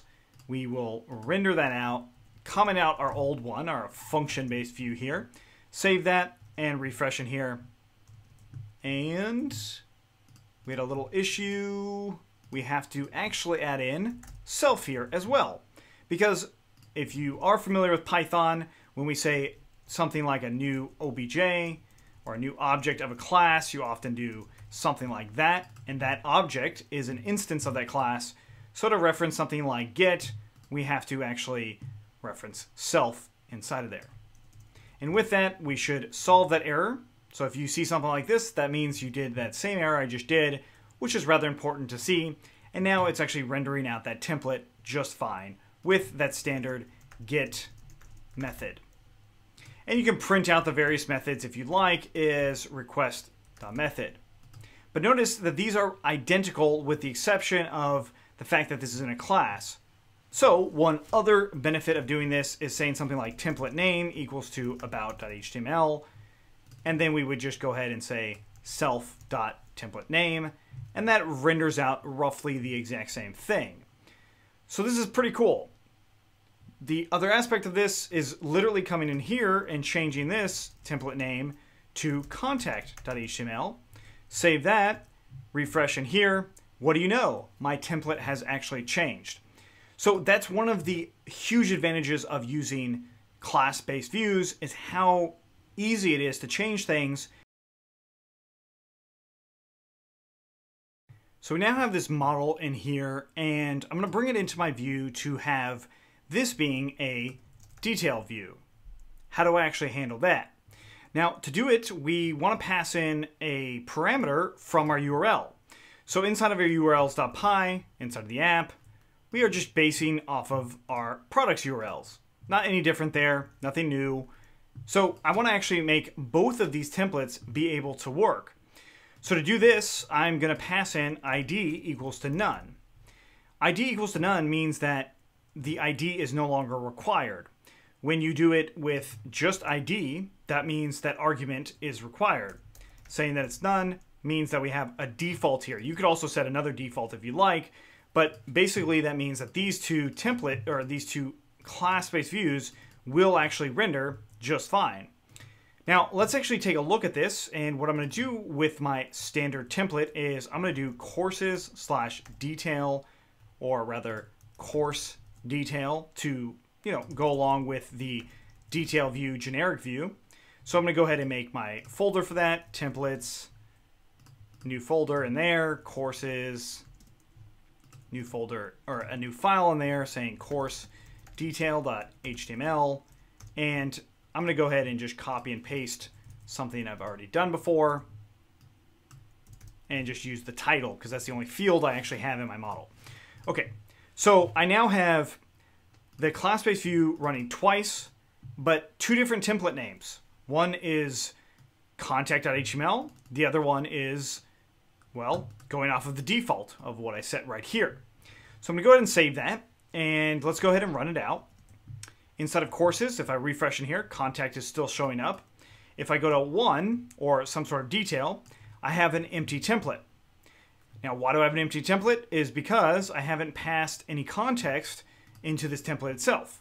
So to pass that context in, we'll just do from.models, import course, and we'll go ahead and do get the shortcut, get object or 404, and I'll just say object, or rather obj, get object or 404, course, ID equals to ID. Okay. And since I have a default being none, I'll say if ID is not none. Meaning if that past argument is not none, then I'll go ahead and say this is what the obj is. And I'll also set my context up here. So then I can just augment it here with object equaling to obj. And there we go. Or rather, we want to pass context here. So we save that, refresh in there, says hello world. That is the name of my first object, which I could also add in just the ID to just double check that I'm doing everything correctly. Save that, and there we go. We've got our ID and hello world. Let's go ahead and create the raw list view. Very simple, course list view, and inherits from view. We can add in a template name here, much like we've done before. And I'll just call this course list. And then I'm going to do something new, and that is setting a query set here. So course.objects.all. And then I'll just go ahead and define get, self, request, args, and keyword args. And then we're just going to go ahead and return, well, the render of the request, the self.template name, and then my context, I'll just put in a dictionary here and say object list equals to self.querySet. For better illustration purposes, I'll just leave it in as that context, just like that. Okay, pretty cool. So I bring this into my URLs, and now I'm going to go ahead and get rid of this other one and leave that in as view here. And then in my templates, I'll go ahead and say course list.html. And from my product list, I'll just copy that one there. And I'll not worry about a link for now. I'll just show the actual title, save it. Okay, and go back into our courses, just that one list. And we see that I've got 2 in there. Very simple, very easy. But I want to go one step further to get it closer to how the generic view works. And that is defining the getQuerySet method here. And what it's going to do is, well, it's going to return self.querySet.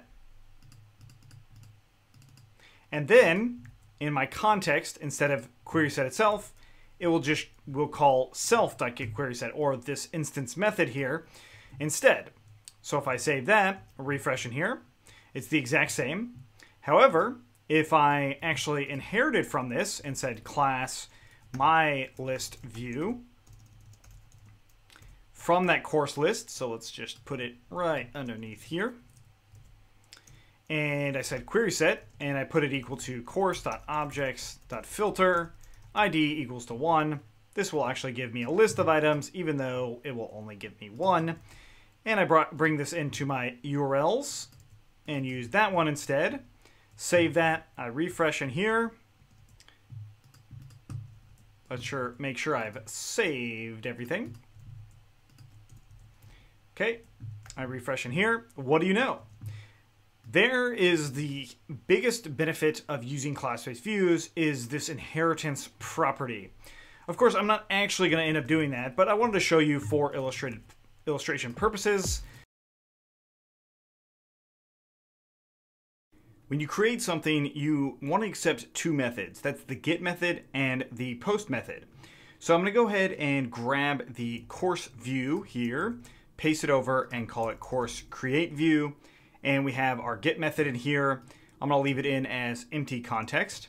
And then we want to have our post method. because when you actually create something, you post it to the back end. So we want to make sure that we have post. Really simple. I don't actually need the ID argument passed through here. We're not using that. And then, of course, the template itself is going to be course create. Now, I want to bring in my form, which is from forms, import, and the name of it is course model form. And I want to actually initialize this in two places, right? One is the get method. We'll say form equals to the course model form. Make sure that it's empty, just like that. And then inside of my context, I'll have the form being passed because my create template has that need. Okay, so we save this. Let's bring it into our URLs and add it in as a path. Okay, really simple stuff so far. Let's go ahead and go into that. And we see a title here. Okay, so if I type some stuff out and hit save, it doesn't seem like anything happens. Well, nothing actually does happen because our view actually accepts post data, but it doesn't do anything with it. So what we have to do is come in here and grab the request.post, whatever that data is. So again, same context, we bring it in here, just like that. Okay. So this will allow me to actually have the form data coming through with whatever that context is. So let's go ahead and create something and hit save. Seems like things have happened. Let's go back into my courses. I still don't have anything in there because of course I still need to come in here and say if form.isValid, then I would just do form.save. And that would give me the actual method to save a model form. Now I want to test this method to make sure that something like this actually renders out. And to do that, I use something called field validation. So in a form, we can actually have validation with clean underscore whatever the field name is. So the field name I'm validating is title, but it could be any of the model fields or any other form field that you might use, in case you forgot about that. So we're going to go ahead and come in here and actually do it. So title is equal to self.cleanedData.get, and then the field name, of course, and we'll say if title.lower is equal to something like ABC, then we'll just go ahead and raise forms.validation error. And this is not a valid title. Okay, so this is only on the form level, right? It doesn't do it on the model. It only does it on the form. That's a key distinction here that you should remember. Obviously, we're not going to touch it just yet, but that's a key distinction. So now that we've got that, I didn't change anything in my view. Let's go ahead and try it out. Coming back in here, I just type out ABC, hit save. I see that it says this is not a valid title. So in other words, what our post method is doing is it's actually coming through and initializing what needs to happen. Now, there is one other thing that you might consider doing, and that is once it's valid, you might actually want to re-render the form. So I say another title, I hit save, it stays in there, although I might want to create another form or another course or whatever it is that I'm building, right? So I want it to be empty. I want it to be in its original state. So to do that, all I need to do is reinitialize the actual form itself. So our UpdateView combines the things that we just did, create and also detail. So we've got this UpdateView here and we have two methods that are going to be there for sure. And they're the same. Basically all they're doing right now is rendering out the form. So it's really not a whole lot different than the CreateView as it currently stands. But the thing that I want to actually adjust is this getObject method. So this method itself is going to override what you would typically do for your DetailView. You would have a method in there called getObject, so then you can use it in your various methods otherwise, right? So like as we've done here, that is actually how we're going to call that object. So what I want to do then is just pretty much grab the same data that I've done before, which is this right here, this get object or 404 related stuff right here, right? So this is going to grab that detail. And to grab the ID, we just do self.keywordargs.get ID. Those are obviously the keyword arguments that are coming through on our URL, like we see here. And ours right now is an integer with the name of ID. And this will actually grab that object for us. So I'm just going to go ahead and say obj equals to none, and this will grab that object. So now we have some object inside of our context. So this will work on both our get method as well as our post method. It will have that object in there. And if we look at our template, it's a combination of that DetailView and that CreateView form. And now what we'll do then is actually update this item. So we have this item here. All I need to do is pass it into my form as an instance. So instance being obj. And I want to have that also down here in addition to the request.post. So this is grabbing that post data along with that instance. This is initializing that, looking to see if it's valid, and if it is, then it will save everything for me. And then finally, my template has the method of post, and the form really hasn't changed. So let's go back in here, and let's take a look.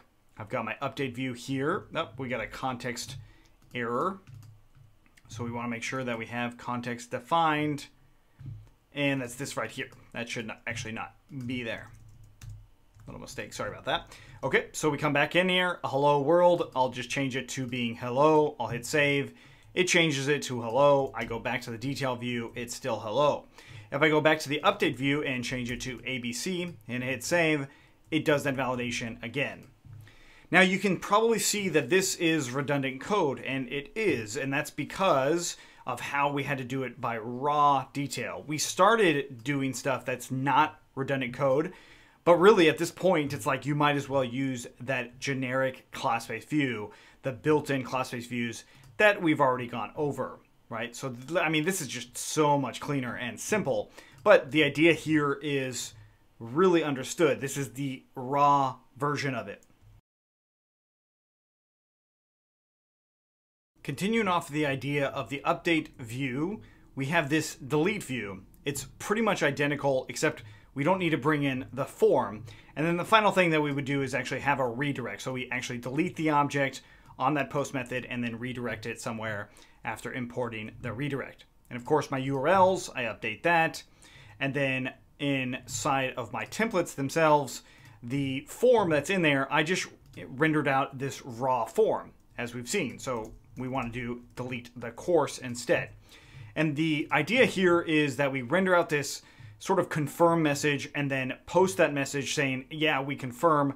Once you do that post message, then you actually delete that item. So let's go back in and take a look at our courses. I'm going to go into course 3, delete, and there we go. So do you want to delete the course, another title? We say yes, it deletes, it redirects. Really, really simple, but this is the raw way to do it. Mixins are part of the reason that class-based views are so good. What a mixin does is it allows us to extend a class-based view with some new code. Let's take a look. So what I'm going to say is class, and we'll call this course object mixin, and it takes in just object as its default. Object is just a Python object. And then we're going to go ahead and say that we'll give it model name or model class or just simply model. And I'll give it to be none. And then we'll do a method called getObject. And then we'll return something related to what we've seen before. And in fact, we will return this right here. So we've got our object here. And instead of course, we'll just do self.model. And of course, the default itself is going to be course. So we'll just leave in that default. So this is now going off of this, right? The next thing is, let's go ahead and just say URL lookup or, lookup simply.